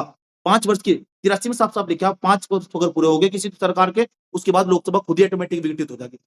जब तक नया चुनाव नहीं होगा तब तक लोकसभा में कोई नहीं जानेगा 543 बंदों में तो। समझ में आया? चलो, 5वीं लोकसभा की बात करते हैं। 5वीं लोकसभा, करोगे क्या? खाना ही खाना, पढ़ लो, थोड़ा-थोड़ा नॉलेज मिल जाएगी। पढ़े-लिखे लोगों के संपर्क में रहना चाहिए, सुनना चाहिए उनको। 5वीं लोकसभा 1971 से 77 तक एकमात्र ऐसी लोकसभा है जिसका कार्यकाल काल के दौरान 1 वर्ष की रहती हुई थी। तो क्या ऐसी कोई लोकसभा है? हाँ, है। इंदिरा गांधी के टाइम की लोकसभा कब से कब तक थी वो? 71 से लेके 77 तक। 71 से लेके कब तक होनी चाहिए? 76 तक। ये भी तो 5 साल होते। 1 साल क्यों बढ़ाया? इंदिरा गांधी ने सोचा वो हार जाएगी। उसने सोचा वो हार जाएगी तो पता है क्या किया उसने? उसने उठाया, सबको जेल में घुसना बंद कर दिया और आंतरिक विद्रोह के आधार पर कह दिया गया कि देश में अशांति फैल रही है। आंतरिक विद्रोह के आधार पर राष्ट्रीय पदकाल लगा दिया। राष्ट्रीय पदकाल का जिक्र कौन से अनुच्छेद में है ज़रा बताइए? नेशनल इमरजेंसी का कौन से आर्टिकल में है ये provision? 352। Okay, okay, okay, okay, okay. अब मैंने ना यहाँ एक लिस्ट बनाई हुई, 1 से लेकर 18 लोकसभा की, 18वीं लोकसभा की, 18वीं खुद लिख लेना, मेंशन कर लेना 17 तक है नोट्स में। 18वीं खुद लिख लेना कब आई उसकी डेट, 18वीं लोकसभा के बारे में पेज खाली छोड़ा हुआ नीचे मैंने नोट्स में, साफ-साफ दिखाई दे रहा होगा तुमको नोट्स में, यहाँ पेज खाली छोड़ा हुआ ना, यहाँ तुम्हारी 18वीं लोकसभा के लिए छोड़ा गया है। समझ में आया? तो नोट को इस तरह डिज़ाइन किया गया था। समझ में आया? भविष्य को ध्यान में रखते हुए। अब तुम 18वीं लोकसभा की सारी जानकारी जुटाओगे, कौन-सी पार्टी को कितनी सीट मिली, कब कहाँ-कहाँ कोई सा भी सवाल पूछ सकता है। तुम बताओगे कब चुनाव हुआ था, कब क्या-क्या हुआ था। ये छोटी-छोटी जानकारी यहाँ भरोगे तुम उठा के। पहले मैं तुमको बता रहा हूँ कि पहली लोकसभा का कार्यकाल कब तक 52 से लेके 57 तक 5 साल हो गए, विघटित नहीं हुई है बिल्कुल भी। 57 से लेके 62 तक 7 और 5 12 1962 तक युद्ध चल रहा था। मैं तुमसे सवाल पूछना चाह रहा हूँ 1952 से लेकर 57 तक 57 से लेकर 62 तक प्रधानमंत्री कौन था? जवाहरलाल नेहरू, जेएनएन नेहरू भी लिखा हुआ है यहाँ से, याद रखना चाहिए। तो ये इससे बहुत कुछ क्लियर होता है। कभी-कभी वहाँ क्रोनोलॉजी पूछ लेता है, क्रम पूछ लेता है, पहला प्रधानमंत्री कौन, दूसरा प्रधानमंत्री कौन, तीसरा प्रधानमंत्री कौन, चौथा कौन, पहले कौन आया, फिर वहाँ कन्फ्यूज़ हो जाओगे। इसीलिए कह रहा हूँ याद कर लो प्रधानमंत्री भी हैं और ज़्यादा हार्ड काम नहीं है। उसके बाद 62 से लेकर 67 तक, 1964 तक तो हमारे पास 64 तक तो हमारे पास नेहरू जी रहने वाले प्रधानमंत्री, फिर 66 में हमारे पास आ जाएँगे शास्त्री जी प्रधानमंत्री। 66 के बाद है ना शास्त्री जी पता है कहाँ? ताशकंद में जाके मौत हो जाएगी, ताशकंद में जाके। मैंने प्रधानमंत्री पीछे पढ़ाए भी सारे, ताशकंद में जाके। उनकी मौत हो जाएगी, जैसे ही मौत हो जाएगी, इंदिरा गांधी प्रधानमंत्री बन जाएगी 1967 में। 1967 में इंदिरा गांधी प्रधानमंत्री बन जाएगी। तो हमारे पास 67 से लेकर 71 तक इंदिरा गांधी प्रधानमंत्री रहेगी, तो 67 में 5 जोड़ेंगे। देखो, ये 4 साल 7 और 4 कितने हो 11 ये जो चौथे नंबर की लोकसभा है, वो केवल 4 साल चली। हेलो, लोकसभा बीच में विघटित हो गई, दोबारा चुनाव करवाए गए। हेलो, मेरी बात समझ रहे हो? मैंने क्या कर रहा हूँ? वो तुमसे पूछेगा सवाल, बताओ कौन से नंबर के पहले कौन से नंबर की लोकसभा थी? वो चौथे नंबर की लोकसभा थी, जो विघटित हो गई बीच में 5 साल पूरी नहीं चल पाई। कौन से नंबर की लोकसभा थी? आंसर बताओ, चौथे नंबर की लोकसभा थी। पूछेगा कब से कब तक थी? 67 से लेकर 71 तक की। पूछेगा इस समय प्रधानमंत्री कौन था? तो प्रधानमंत्री इस टाइम इंदिरा गांधी थी। मैं पूछना चाह रहा हूँ, राष्ट्रपति, उपराष्ट्रपति का नाम तुम बताओगे, इस टाइम कौन था? कहाँ जा रहे हो? यहाँ नहीं लिखा हुआ। बताओ, राष्ट्रपति, उपराष्ट्रपति इस टाइम पे इंदिरा गांधी के टाइम पे कौन सा 67 से लेकर 71 तक? बताओ प्रीति, मुकुल, पार्थ, प्रतिभा, आरती, प्रजत, खोलो गूगल, चैट जीपीटी बड़े प्राणी हो तुम तो खोलो चैट जीपीटी खोलो, खोलो। चलो बेटा खोलो, चैट जीपीटी खोलो। कौन था? बस, हो गई टाइटाइटिस? मम्मी हम भी जा रहे हैं पेपर देने। क्या? इतने सारे बच्चे बैठे हैं 40-50 बच्चे, किसी को याद नहीं है कि 71 से लेकर 67 तक क्या पढ़ते हो तुम? पेपर में ही तो सवाल आते हैं और क्या आता है सवाल पेपर में? उनके पूछेगा ये कौन-सा राष्ट्रपति आया, कौन चलो राष्ट्रपति बता दो, उपराष्ट्रपति का भाड़ में। राष्ट्रपति बता दो तुम मुझे। 71 से लेकर 67 तक राष्ट्रपति कौन है? 67 से लेकर 71 तक राष्ट्रपति कौन है?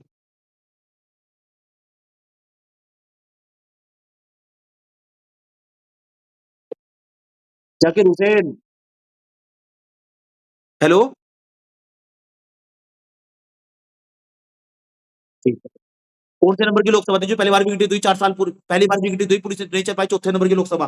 5वें नंबर की लोकसभा 71 से लेकर 77 तक हमारे पास। 71 से लेकर 77 तक। जाकिर हुसैन आ गया इनका आंसर आ गया जाकिर हुसैन। थोड़ा सर्च करने में टाइम लगा ना इनको। ठीक है। तभी तो बता दिया ना कोई बात नहीं। सब बात वेरी गुड।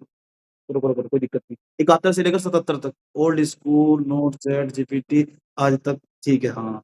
ये देखो ये पुराने वाले बच्चे ने करे ओल्ड स्कूल में सर ठीक है। हमारे तो यार हमको तो समझ में नहीं आता है कौन-कौन से प्राणी बस गए हैं। 71 से लेके 77 तक 1 साल बढ़ गया, 71 से लेके 76 तक चलनी चाहिए थी। 1 साल क्यों बढ़ गया? इंदिरा गांधी को समझ में आ गया, इंदिरा गांधी के बच्चे का नाम था संजय गांधी। संजय गांधी बहुत जिद्दी था, इतना बेवकूफ, इतना एक नंबर का गधा आदमी था वो, समझ में आया, उसको पता ही नहीं है। कभी आज तक भारी नहीं लिया, गरीब लोगों से मिला ही नहीं कभी आज तक। तो क्या भावनाओं को समझेंगे दूसरे की? बारिश की वजह से रेंज नहीं आ रही छोड़ो, भाग जाओ, बाद में सुन लेना। भाई मेरी आवाज़ साफ आ रही? ठीक। 71 से लेकर 77 तक जो है राष्ट्रीय आपातकाल 1 साल के लिए बढ़ाया गया 71 से लेकर 77 तक। 1 साल की वृद्धि 71 से 77 तक होना चाहिए 76 से 77 तक हो गया। इंदिरा गांधी को लग गया था चुनाव हार रही है। फिर इंदिरा गांधी को ठोकर पता कब लगी? इंदिरा गांधी को ठोकर तब लगी जब जयप्रकाश नारायण से मिली वो। कभी तुमने जयप्रकाश नारायण जेपी आंदोलन जो हुआ था उनका, कब यार उनको पढ़ना तभी से बैठ के। आज कॉपी पे लिख लो तुम। अगर तुमको कॉपी पे साइड में करके लिख लो जयप्रकाश नारायण बहुत अच्छे व्यक्ति थे। नहीं तो कभी भी टाइम लगा के ना इमरजेंसी मूवी देख लेना। उन्होंने समझाया ये जनता है, जनता के बीच में जाओगे, जनता प्यार करेगी तुमको। बहुत अच्छे व्यक्ति थे, जयप्रकाश नारायण। दूसरी पार्टी से थे।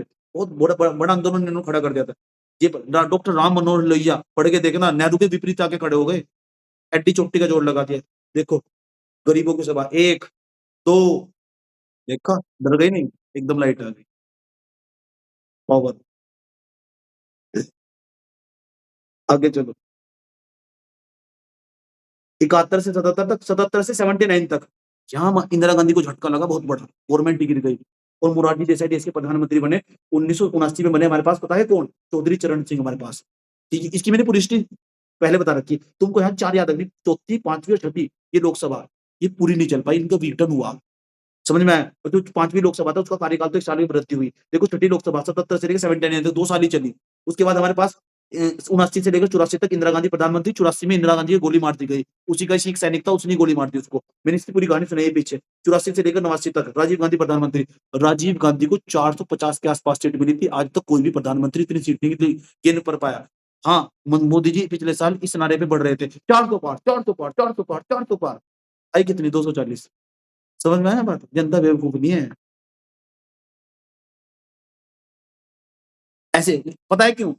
राजीव गांधी जी जो है जनता के बीच में जाते थे, बिल्कुल आम आदमी की तरह बात करते थे।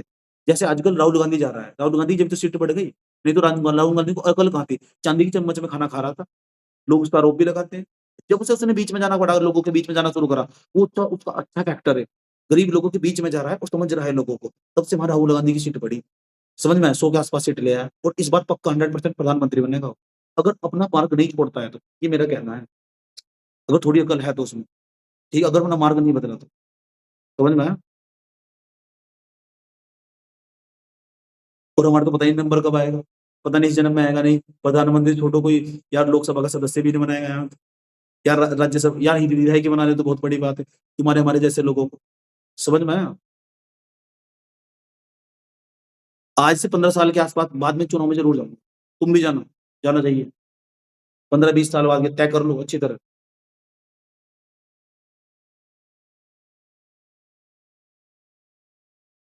मोहतरमा, आप ना क्या गवर्नमेंट जॉब पूरी ज़िंदगी करोगे क्या? 10 साल करो बस गवर्नमेंट जॉब। कहाँ है? आजकल के लोग बहुत होशियार है। आजकल की जनरेशन बहुत आगे है। 10 साल गवर्नमेंट जॉब करो, छोड़ दो बस। पैसा कमाओ, बिज़नेस करो। नौकरी मत लो, नौकरी दो। 10 साल पैसा कमाओ, उसके बाद आगे बढ़ो। पूरी ज़िंदगी वहीं काटोगे पूरा का पूरा।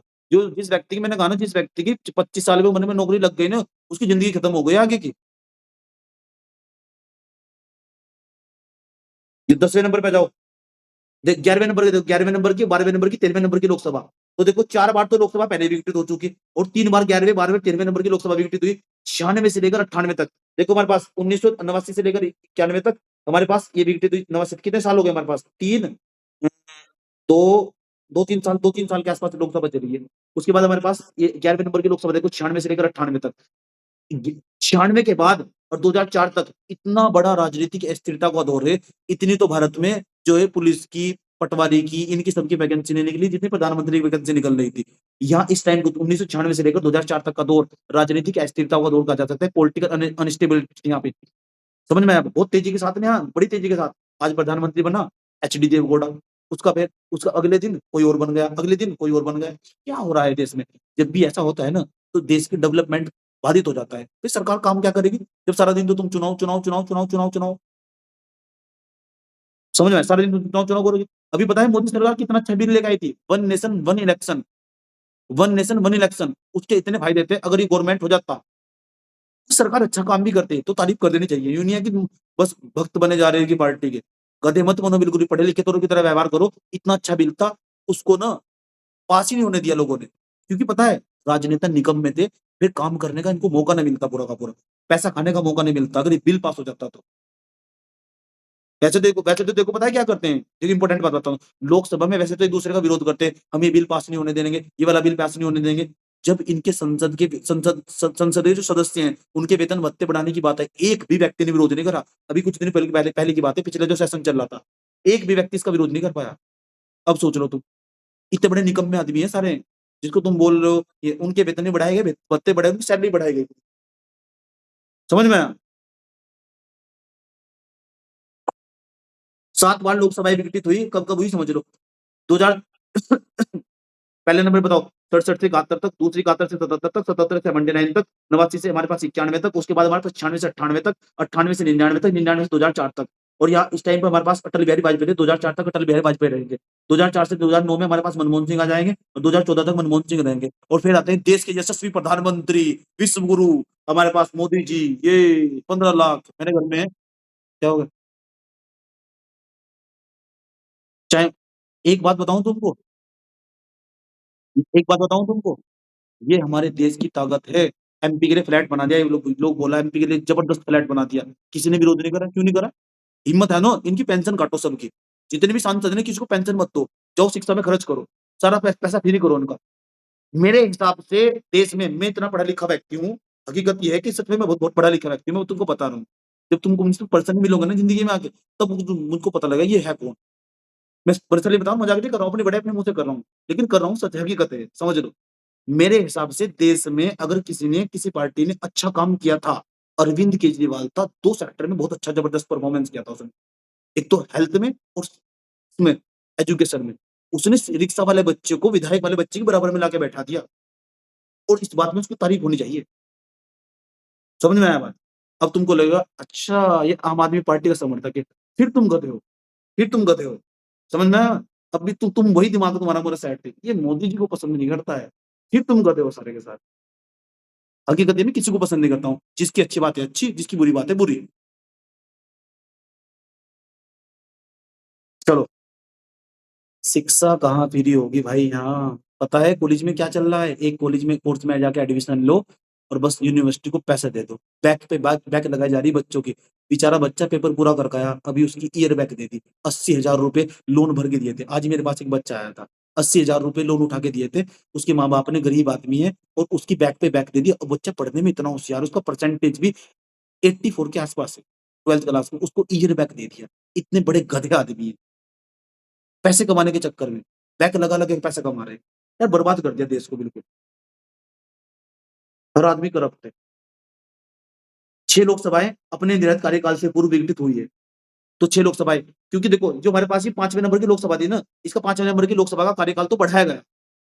तो 6 लोकसभाएँ अपने कार्यकाल से पहले ही विघटित हो गई। अगर पूछे कितनी लोकसभाएँ अब तक विघटित हुई, 6 लोकसभा है हमारे पास। ठीक है? और इनका अगर कभी सन भी पूछ ले तो मोटे-मोटे तौर पे याद होना चाहिए तुमको। बात समझ में आई? बार-बार डेली यही नोट देखोगे समझ में आ जाएगा तुमको। घटना चक्र की बुक ज़रूर लगा लेना यार, अच्छी चीज़ है उसमें। एक ही बात बताओ समझ में आई नहीं आई भाई? राष्ट्रपति निर्धारित अवधि में पूर्व लोकसभा को भंग कर सकते हैं, हाँ। राष्ट्रपति के पास बहुत ताकत है। राष्ट्रपति चाहे तो लोकसभा को भंग कर सकते हैं। चलो, आगे चलो। लोक उसके बाद अब बताओ क्या आया हमारे पास? अब आया हमारे पास संसदीय प्रक्रिया। पार्लियामेंट के अंदर क्या प्रोसेस होता है? बड़ी इंपॉर्टेंट बात है, बहुत बहुत इंपॉर्टेंट है, यहाँ से बहुत सवाल बनते हैं और यहाँ के आर्टिकल भी इंपॉर्टेंट है। 4 ही आर्टिकल इंपॉर्टेंट है, 3 या 4 आर्टिकल इंपॉर्टेंट, और इन 4 आर्टिकल ही तुमको याद करो। मैंने पहले बता दिया था, चैप्टर वाइज़ आर्टिकल को पढ़ो, डायरेक्ट मत याद करो बिल्कुल, समझो चीज़ों को यार। आज मैं थोड़ा बात ज़्यादा कर रहा हूँ, इसका मैं अनुपात थोड़ा कम करूँगा, लेकिन मैं समझा रहा हूँ तुमको, बहुत ज़रूरी है यार ये। तुम क्या करते ज़्यादा? पढ़ के सो जाते जाके, और क्या करते हो तुम? अनुच्छेद 118 हमारे पास, यही है क्या हमारे पास संसदीय प्रक्रिया, या कुछ और है लिखा हुआ? नहीं, नहीं, ये नहीं है हमारे पास। देखो तुम्हारे नोट्स में होगा हमारे पास। उम, क्या लिखा हुआ था तुम्हारे नोट्स में, क्या लिखा हुआ ऊपर? बताओ।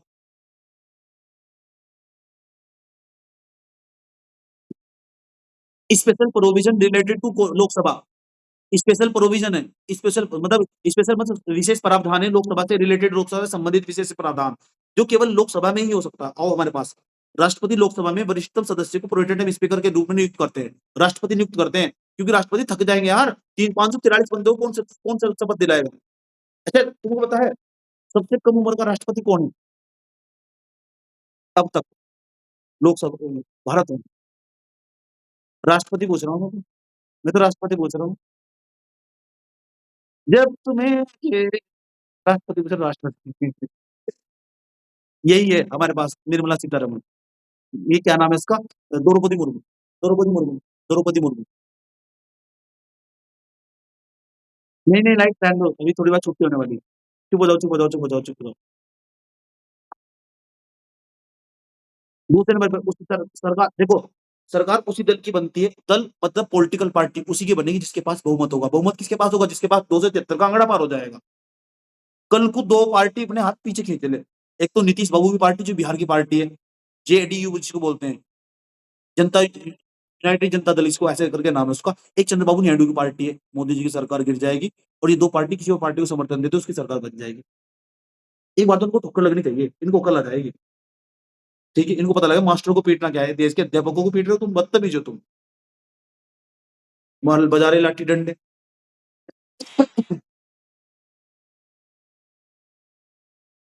चलो, उसी बात 75-3 आर्टिकल बहुत इंपॉर्टेंट है, 75-3 कई बार पेपर में पूछा गया है। 75-3 नाम का आर्टिकल 3 स्टार लगा लो उसपे। जहाँ-जहाँ जो आर्टिकल इंपॉर्टेंट होगा उसपे भी स्टार लगाओ, 3 स्टार लगा लो उसपे। 75-3 पता है क्या है? मंत्रिपरिषद अब देखो मान लो मोदी जी की सरकार आई, जब मोदी जी की सरकार आई ना, तो मोदी की सरकार के लिए मंत्रिपरिषद बनाई गई। अब मंत्रिपरिषद कैसे बनती है? मोदी जी स्वयं खुद और उसके आस-पास 24-25 मंत्री। मोदी जी स्वयं खुद, मोदी जी के साथ-साथ 24-25 जो मंत्री होंगे, उनको मिला के बनती है मंत्रिपरिषद, मिनिस्ट्री ऑफ काउंसिल जिसे बोलते हैं। समझ में आई बात? मिनिस्ट्री काउंसिलिंग बोलते हैं उसको, मिनिस्ट्री काउंसिल मतलब मंत्रिपरिषद। मोदी जी खुद और उनके 24-25 मंत्री, प्रत्येक मंत्री के पास एक-एक मंत्रालय होगा हमारे पास, इनको मिला के बनती है मंत्रिपरिषद। और ये मंत्रिपरिषद के सदस्यों का काम बहुत रिस्की होता है। देश में अगर स्वास्थ्य खराब हो गया, स्वास्थ्य मंत्री जी आओ, विपक्ष के लोग आपसे सवाल पूछेंगे। विपक्ष के भी लोग सवाल पूछ सकते हैं, पक्ष के भी लोग सवाल पूछते हैं। और मुझे सबसे इंटरेस्टिंग सवाल पता है किसका लगता है? कंगना रनौत का, बहुत मस्त सवाल पूछती है कंगना रनौत। समझ में आया बात ये? सब जानते हो ना तुम? उसका तो मैं बहुत बड़ा फैन हूँ। फेवरेट हीरोइन है मेरी। हुँ। उसने बताया 2014 में देश आज़ाद हुआ। वाह रे वाह दीदी! क्या क्या कमाल की नॉलेज है उसकी। वाह, वाह, वाह! तालियाँ हो जाए कंगना रनौत के लिए तो। मतलब मैं सोचूँ कौन से ग्रह से आ गए ये लोग? मैंने सोचा मैं ये पता है क्या जब मैं इनको सुनता हूँ ना ऐसा लगता है यार मैंने गलत पढ़ दिया। मुझे किताब देखनी पड़ जाती है बाद में जाके यार। अजीब लोग हैं। 2014 में आज़ाद हुआ। ठीक है, कोई बात नहीं। फिर एक बात बताओ फिर सरदार वल्लभ भाई पटेल कौन थे फिर? अगर जब 2014 में सुभाष चंद्र बोस कौन थे? जब हम 2014 में आज़ाद हुए? मेरी समझ में नहीं आई, लोग हिमाचल प्रदेश के लोग इतने बड़े गधे वोट क्यों दे दिया इसको? जनता कर क्या रही है? किसी को भी वोट दे रहे जाके। इससे ज़्यादा मेरी नॉलेज मेरे स्टूडेंटों को होगी जो पढ़ के चले गए। इससे ज़्यादा नॉलेज तुमको होगी। अच्छा, आपको भी 2014 में मिली क्या? 2014 वाले हाथ खड़ा करो भाई। अच्छा, लोगों के शरीर आत्मा भटकती रहती है। मज़ा आ रहा है तुमको पढ़ाने में यार। 75-3 में पता है क्या करता है? 75-3 मंत्रिपरिषद मतलब 75-3 के अनुसार मंत्रिपरिषद सामूहिक रूप से लोकसभा के प्रति उत्तरदायी होती है। सामूहिक रूप से लोकसभा के अंदर जितने भी सदस्य बैठे हुए, अगर वो किसी भी मंत्री से जवाब पूछेगा, मंत्रिपरिषद से, तो ये समझ जाओ उसको जवाब देना पड़ेगा। पता है क्या हुआ? आज इम्पोर्टेंट बात बताता हूँ तुमको। मणिपुर में इतना बुरा हाल हो गया, इतना बुरा हाल हो गया, इतना बुरा हाल हो गया, प्रधानमंत्री मोदी जी जवाब देने को तैयार ही नहीं थे। तो पता है फिर विपक्ष ने क्या क्या फंडा बनाया?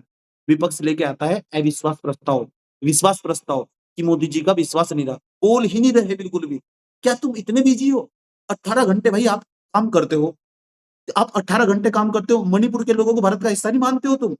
पता है मणिपुर को कब रखा गया था? बर्मा में आता था पिछली बार वो, बर्मा में। जब लॉर्ड वेलेज़ली के टाइम पे बर्मा में आता था, म्यांमार में आता था, तो उसको छीन के भारत में लेके आए थे। समझ में? तो पता है क्या हुआ? मोदी जी लेक्चर नहीं देने आए थे, पिछले साल की बात बता रहा हूँ। ठीक है? मोदी जी लेक्चर देने आए मणिपुर में, पता है क्या हुआ? तो विपक्षी लोगों के जो सांसद थे ना, उन्होंने पता है क्या किया? विश्वास प्रस्ताव ले आए कि मोदी जी का मतलब इस सरकार का विश्वास नहीं रहा।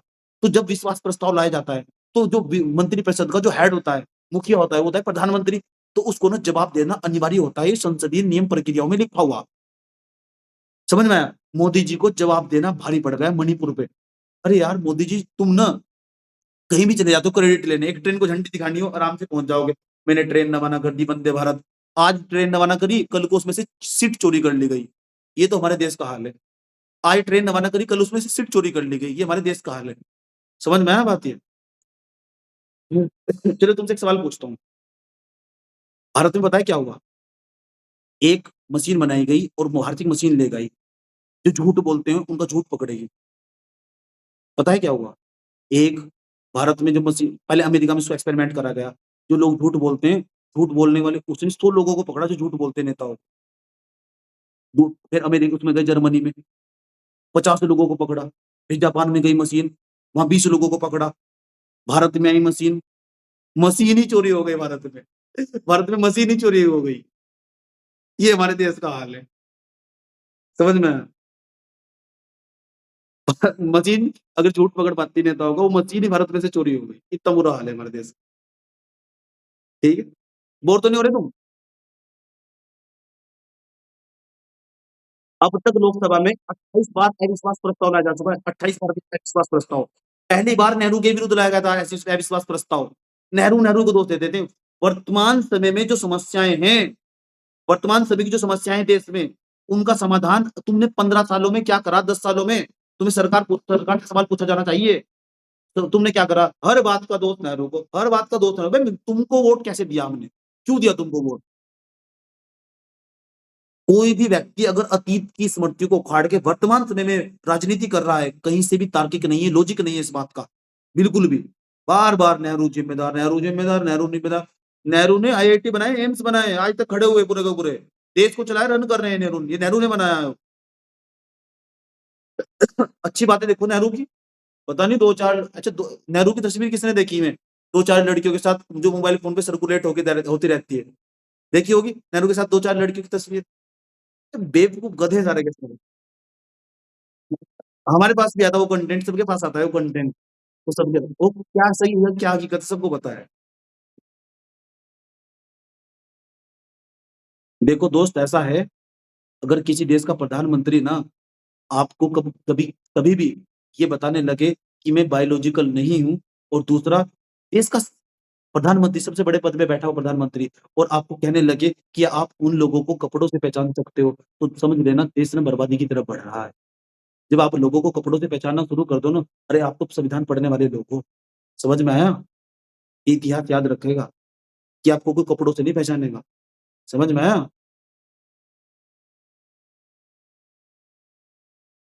एक मीडिया चैनल खोल लो क्या?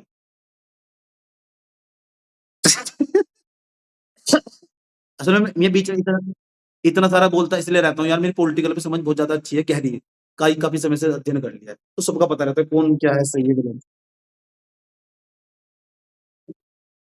तुमको लगता है मुझे कोई वोट देगा? मुझे मेरे पास है ही नहीं पैसा, मुझे वोट देने का ही नहीं कोई भी।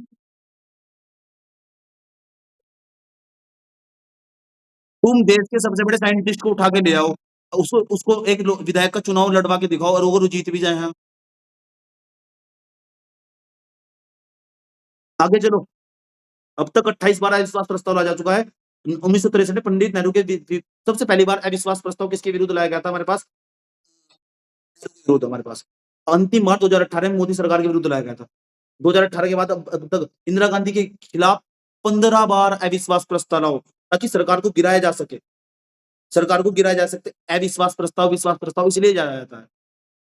समझ में आया बात ये? कि मंत्रिपरिषद के अंदर जो मंत्री है उनका विश्वास जो है प्रधानमंत्री पर नहीं रहा।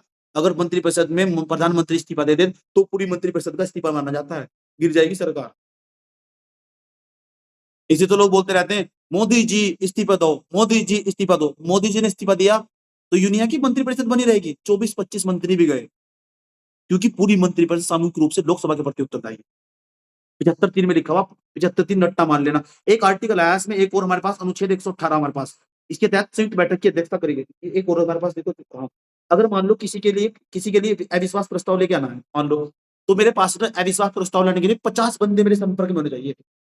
पिछली बार कांग्रेस पार्टी के पास 55 थे। 55 बंदे रह गए 50-55 के आस-पास। मोदी जी पता है आरोप लगाते थे। जब ही तो ये 500 से 55 रह गए हैं, अगली बार ये भी मिट जाएँगे। मोदी जी के साथ उल्टा हो गया, ये 100 हो गए। समझ में आया बात? उनकी खुद ही घट गई। खुद ही घट गई सीट उनकी। वक़्त बदलते देर नहीं होता। अब तुमको पता है तुमको पता है मोदी जी अच्छे आदमी, आपको पता है? मोदी जी गलत आदमी नहीं है, जो उसके नीचे के हैं ना, वो बहुत बेकार आदमी है। मज़ाक नहीं कर रहा हूँ, रियलिटी बात बता रहा हूँ, तो हकीकत है। उन तक बात पहुँचती ही नहीं पूरी।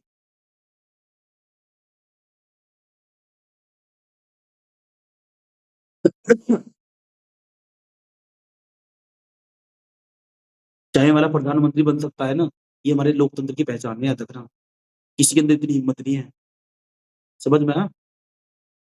लेकिन एक बात बताऊँ तुमको, यार मोदी जी झूठ बहुत बोलते हैं। अगर मेरी ज़िंदगी में कभी मोदी से मुलाकात हुई ना, मैं आपसे एक ही सवाल पूछूँगा, आप इतना झूठ क्यों बोलते हो?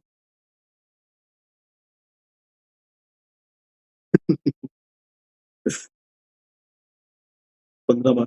तो 50 बंदे संपर्क में होने चाहिए, जब भी अविश्वास प्रस्ताव लाया जा सकेगा। इंदिरा गांधी को कई बार टक्कर दी गई, लेकिन इंदिरा गांधी जैसी ताकत में अगर मुझसे पूछे ना, सबसे बेस्ट प्रधानमंत्री कौन है?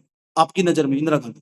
एकदम, ना इधर, ना उधर, ना इधर। सीधा प्रधानमंत्री, बेस्ट प्रधानमंत्री इंदिरा गांधी। 1-2 टाइम उनका निकाल दो, इमरजेंसी वाला टाइम हटा दो उनका, बाकी मेरे हिसाब से जबरदस्त। पता है अमेरिका के राष्ट्रपति को खुलेआम धमकी दे गई थी, तुमसे जो होगा कर लेना। इतनी हिम्मत, चाय छोड़ के भागी आई, नहीं पीनी तुम्हारे व्हाइट हाउस की चाय भाड़ में जाओ तुम्हारे। और रात रात में बांग्लादेश पैदा कर दिया, रात रात में। ये ताकत थी इंदिरा गांधी की। महिलाओं के हाथ में बागडोर आनी चाहिए। अनुच्छेद 118 के तहत संयुक्त बैठक की अध्यक्षता लोकसभा के अध्यक्ष करते हैं। इंपोर्टेंट बात है, ये संयुक्त बैठक क्या है? जॉइंट हमारे पास बैठक क्या होती है? जॉइंट सेशन क्या होता है हमारे पास? संयुक्त बैठक हमारे पास लोकसभा हो गई, राज्यसभा हो गई। आज लोकसभा और राज्यसभा की इकट्ठी बैठक होनी चाहिए। इसकी अध्यक्षता करेंगे, सामने बैठेंगे लोकसभा के अध्यक्ष। ये लोकसभा की खास बात है, समझ? तो लोकसभा के अध्यक्ष जो है, जो संयुक्त बैठक बुलाएगा कौन? पता है कब बुलाई जाती है संयुक्त बैठक? तब बुलाई जाती है जब किसी मुद्दे पर जो है, किसी भी मुद्दे पर ना तो लोकसभा सहमत हो रही, ना राज्यसभा सहमत हो रही। लोकसभा तो सहमत हो गई, राज्यसभा सहमत नहीं हो रही, तो फिर पता है क्या? पता लगता है कि ये मुद्दा राष्ट्र हित के लिए बहुत जरूरी है और ये बिल पास करवाना बहुत जरूरी है। तो राष्ट्रपति फिर बुलाते हैं, आउट करते हैं, अनुच्छेद 118 के तहत में संयुक्त बैठक बुलाते हैं। और संयुक्त बैठक का प्रावधान अनुच्छेद 118 में, 118 108 है हमारे पास, 118 108 इसको जीरो कर लेना, 108 हाँ 108 होगा। अभी तो बहुत कम हो रहा है बाबू भैया, 108 करो उसको। ठीक, एम्बुलेंस 108, ठीक है, एम्बुलेंस 108, एम्बुलेंस बुला लो। ठीक है। 109 के अनुसार धन विधेयक पहले राज्यसभा में नहीं रखा जाता, अर्थात धन विधेयक को पहले लोकसभा में रखा जाता है। ये धन विधेयक क्या बोला? फाइनेंशियल बिल किसको बोलते हैं? अरे एक बात बताओ, बजट सत्र चलता है हमारा, मान लो सरकार को पैसा चाहिए, काम करने के लिए पैसा चाहिए तो उसके लिए कोई कोई बिल लाना पड़ेगा, और बिल लाना पड़ेगा तो संसद के पटल पर रखना पड़ेगा। और पैसा जो है सारा का सारा जनता का है, जनता का शासन है, जनता का शासन तो इस सारा का सारा जो फाइनेंशियल बिल है वो राज्यसभा में नहीं रखा जाता। इनसे संबंधित जो भी प्रावधान होंगे वो रखा जाएगा हमारे पास राज्यसभा में नहीं, लोकसभा में रखा जाएगा, वहां वो बिल पास होना चाहिए।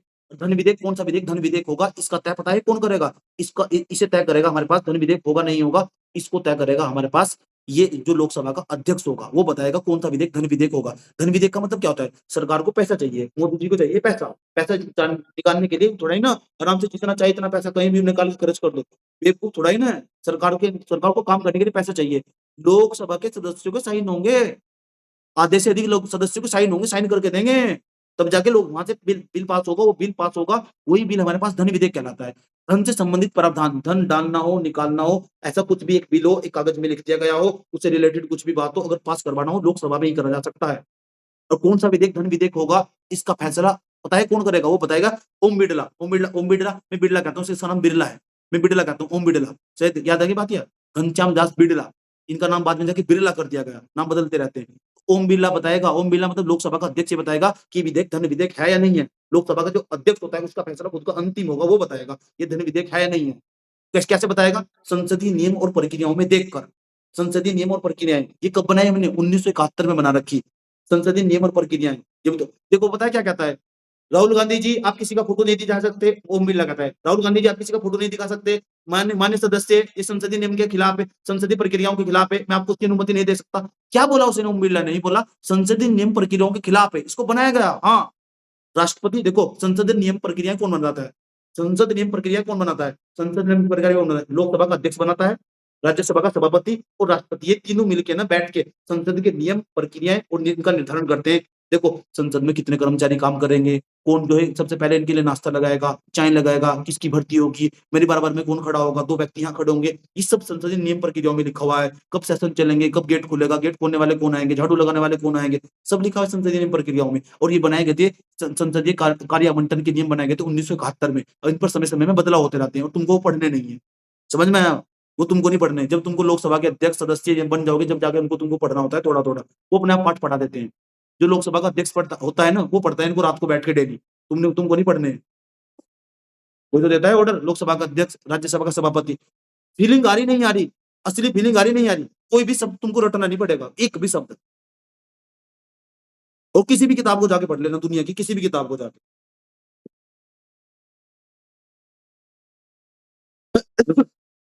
चलो, अच्छा मैं ज़्यादा बोलता हूँ क्या? नहीं, मुझे किसी ने कहा था। ठीक है, फिर तो एक चीज़ और है हमारे पास, 109 109 में धन विधेयक पहले राज्यसभा में नहीं रखा जाता, याद रखना। 109 के अनुसार धन विधेयक राज्यसभा में नहीं रखा जाता, अर्थात धन विधेयक पहले लोकसभा में रखा जाता है। लोकसभा में क्यों रखा जाता है पता लग गया? जनता का पैसा बाबू भैया, जनता का पैसा। किसका पैसा? जनता का पैसा। तो जनता का पैसा, तो जनता कहाँ है लोकसभा में? क्योंकि जनता डायरेक्ट 18 साल से ऊपर के बच्चों ने वोट डाला था। समझ में आया? कौन सा विधेयक धन विधेयक होगा, इस संदर्भ में फैसला लोकसभा का अध्यक्ष अध्यक्ष करेगा, उनका फैसला अंतिम होगा। लिखा हुआ नहीं लिखा हुआ?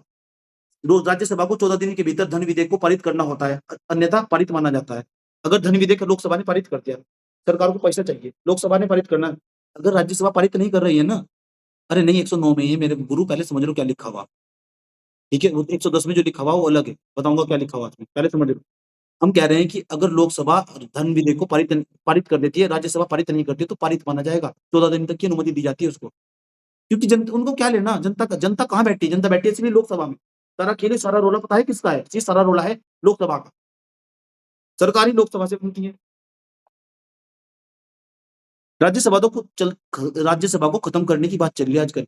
मेरे हिसाब से अगर ये सरकार आ गई ना इस बार, मोदी सरकार 2029 में भी आ गई, समझ में आया बात है, तो राज्यसभा खत्म है। बोलते हैं फालतू का पैसा खर्च कर रहे हैं इन पे। सच्ची मजाक नहीं कर रहा हूँ, ये बैकडोर में बात चल रही है, बड़े बड़े लोग बताते हैं, मजाक नहीं कर रहा हूँ।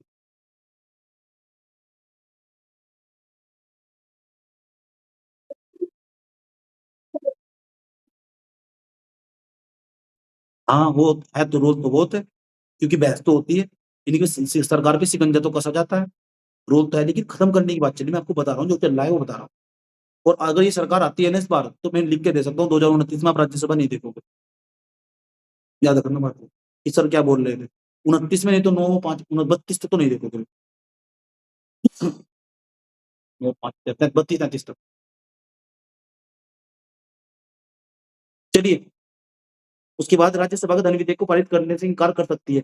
राज्यसभा धन विधेयक को पारित करने से इनकार कर, हाँ कर सकती है, लेकिन उसे कोई सुनेगा नहीं। संशोधन भी करते रहो, निर्भर करता है लोकसभा माने या ना माने। यहाँ लिखा हुआ, इसको कोई प्रभाव नहीं पड़ता। राज्यसभा का धन विधेयक से कोई लेना देना नहीं। मनी बिल है ये, धन विधेयक मतलब मनी बिल है। मनी बिल, फाइनेंस बिल, इसी को बोलते हैं हमारे पास। 110 के अनुसार कोई भी विधेयक धन विधेयक है या नहीं, इसका निर्णय लोकसभा के अध्यक्ष करते हैं, उनका निर्णय अंतिम होता है। समझ में आया बात? क्या कौन सा विधेयक धन विधेयक है, कौन सा मनी बिल है नहीं है, फाइनेंस बिल है नहीं है, इसका फैसला कौन करते हैं? लोकसभा का अध्यक्ष, स्पीकर हमारे पास। 352 भी देख लो, बस आज यहाँ तक रखेंगे, संसदीय प्रक्रियाओं तक। समझ में आया? ज्यादा टाइम होगा, मेरा गला भी खराब हो गया, मैं 8 घंटे दिन में पढ़ा के आया हूँ, तब भी मैं तुम्हारे सामने बोल रहा हूँ उसी एनर्जी के साथ। 8 घंटे मैंने पूरा पढ़ाया।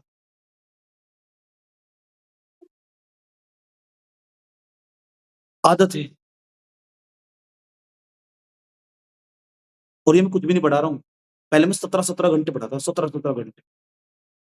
अब सोच लो, 17-17 घंटे मैंने पढ़ाया, टाइम काउंट करके।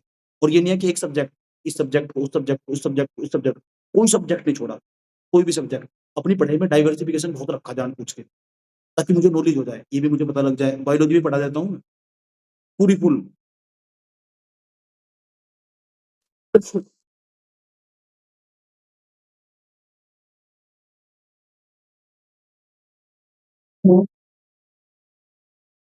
देखो मैडम ऐसा है, देखो ऐसा है, मेरी बात सुनिए, ऐसा है, जब आप जो काम कर रहे हो ना, मेरे हिसाब से ना जो काम कर रहे हो, आपको उसके अलावा कुछ और समझ में ही नहीं आना चाहिए। उसके लिए रात, दिन, दोपहर, सुबह, शाम कुछ नहीं देखना। समझ में आया? और एक बात और, ये बात मैंने कल इससे आज शायद वीडियो के शॉर्ट में भी लगाई, वो शॉर्ट इसलिए 2-4 साइडें लिखी थी, पता नहीं डाली होगी नहीं डाली होगी। देख लियो इसको जाके, उसमें लिखा था, मैंने ही कहा था, जब कभी भी आपका पढ़ना आपका पढ़ना जो में, जो आप तैयारी कर रहे हो, ये आपके मूड से और आपके ईगो से और आपकी समस्याओं से बड़ा हो जाए, आपको सफल होने में दुनिया में कोई भी नहीं रोक सकता। पढ़ाई कभी भी आपके मूड पे नहीं निर्भर करनी चाहिए। जिस दिन भी पढ़ाई आपके मूड पे निर्भर करेगी, तभी तुम तबाह हो जाओगे। ये बात मैंने शॉर्ट वीडियो में लगाई होगी, नहीं तो स्टेटस लगाया होगा उस पे, व्हाट्सएप पे। जाके देखा करो उसको जाके, वहाँ बहुत कुछ सीखने का मिलता है। बात समझ में आई है?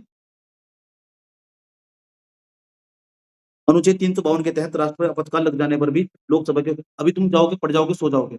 मे मेरा जब तक काम कंप्लीट नहीं होना है, चाहे उसमें 3 बज जाए, तुमको करना है तो करना है, नहीं करना है तो नहीं करना है।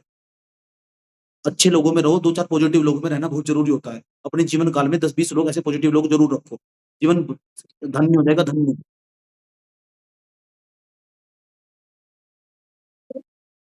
बस धन्यवाद, थैंक यू।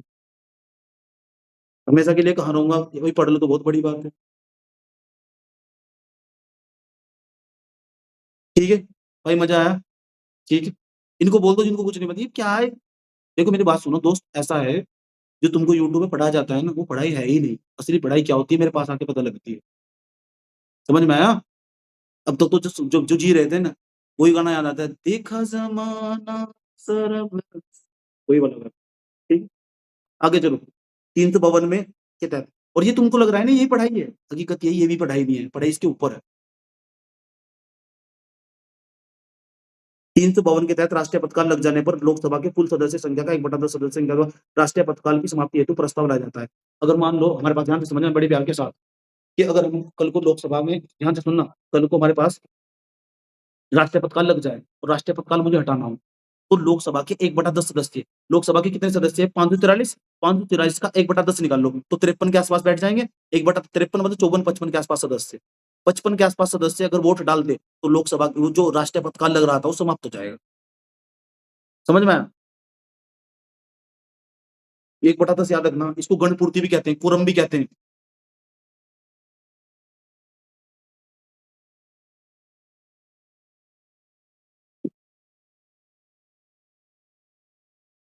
एक बात बताओ ज़रा, अभी मैंने 1/10 की बात करी। मैंने कहा कि मान लो इंदिरा गांधी ने राष्ट्रीय पदकाल लगा दिया।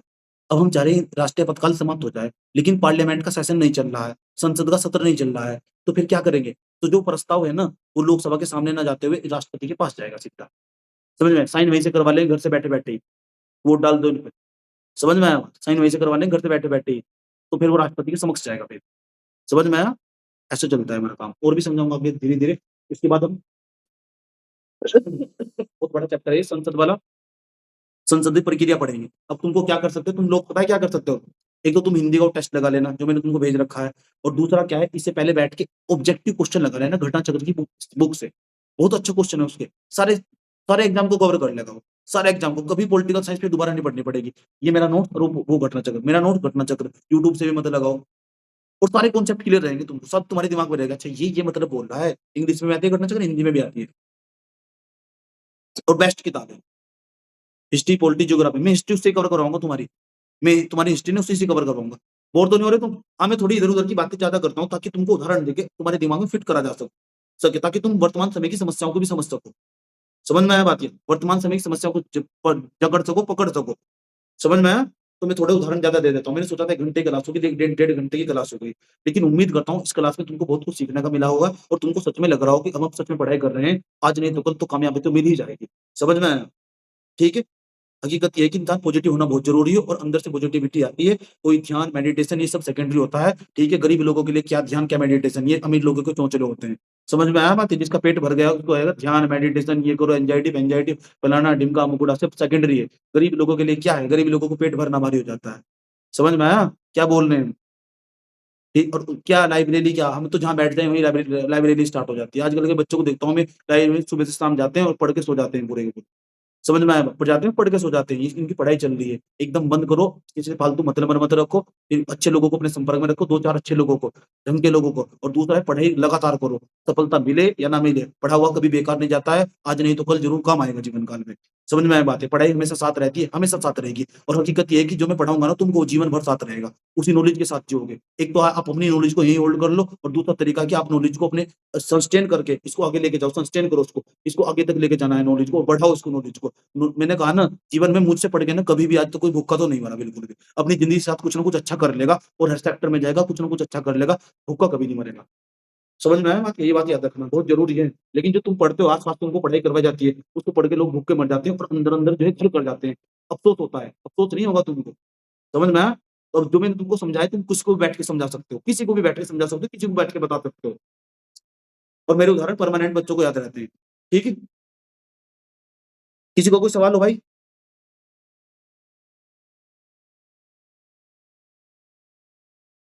जाएँ? अभी मैं भेज दूँगा देवनागरी लिपि वाला, क्लास करते हैं कंटिन्यू, ठीक है? अब मैं टेस्ट भेजता हूँ, टेस्ट जाके करो, अब मैं खाना खा लूँ, ठीक है? उसके बाद हमारी मुलाकात संसदीय प्रक्रियाओं से कल आगे होगी। नहीं छोड़ेंगे बिल्कुल भी, हिस्ट्री पूरा डिस्कस करेंगे, पूरा तमीज़ से, याद करवा दूँगा पूरी हिस्ट्री। तुमको ऐसे ही नहीं लगेगा मेरे याद नहीं है, ऐसा लगेगा सारे सवाल हो गए, सब ये याद हो गए यार, ऐसे कहानियों के ज़रिए याद हो गए, सब सारे फैक्ट भी याद करवा दूँगा। इसमें सारे फैक्ट है, बताओ कौन-सा फैक्ट बचा हुआ है इसमें से? एक नोट सिंगल मार्कशीट से निकाल के दिखा दो, वो तो मैंने इसमें से मेंस का नोट्स हटा दिया। मेंस के क्वेश्चन में लिखे हुए इसमें ही। ठीक है? तो हमारी आपकी मुलाकात होगी कब? अब होगी कल। इसके बाद हम मॉडर्न हिस्ट्री पढ़ेंगे, कंप्लीट करने के बाद इसको। तुम हटना मत बिल्कुल भी, याद रहेगी तुमको।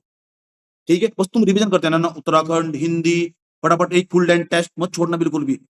कि कोई भी बच्चा बिल्कुल भी, जो पढ़ रहा है पढ़ता है, नहीं पढ़ रहा है जाने दो बाद में, तुम पढ़ो डेली आओ यहाँ पे।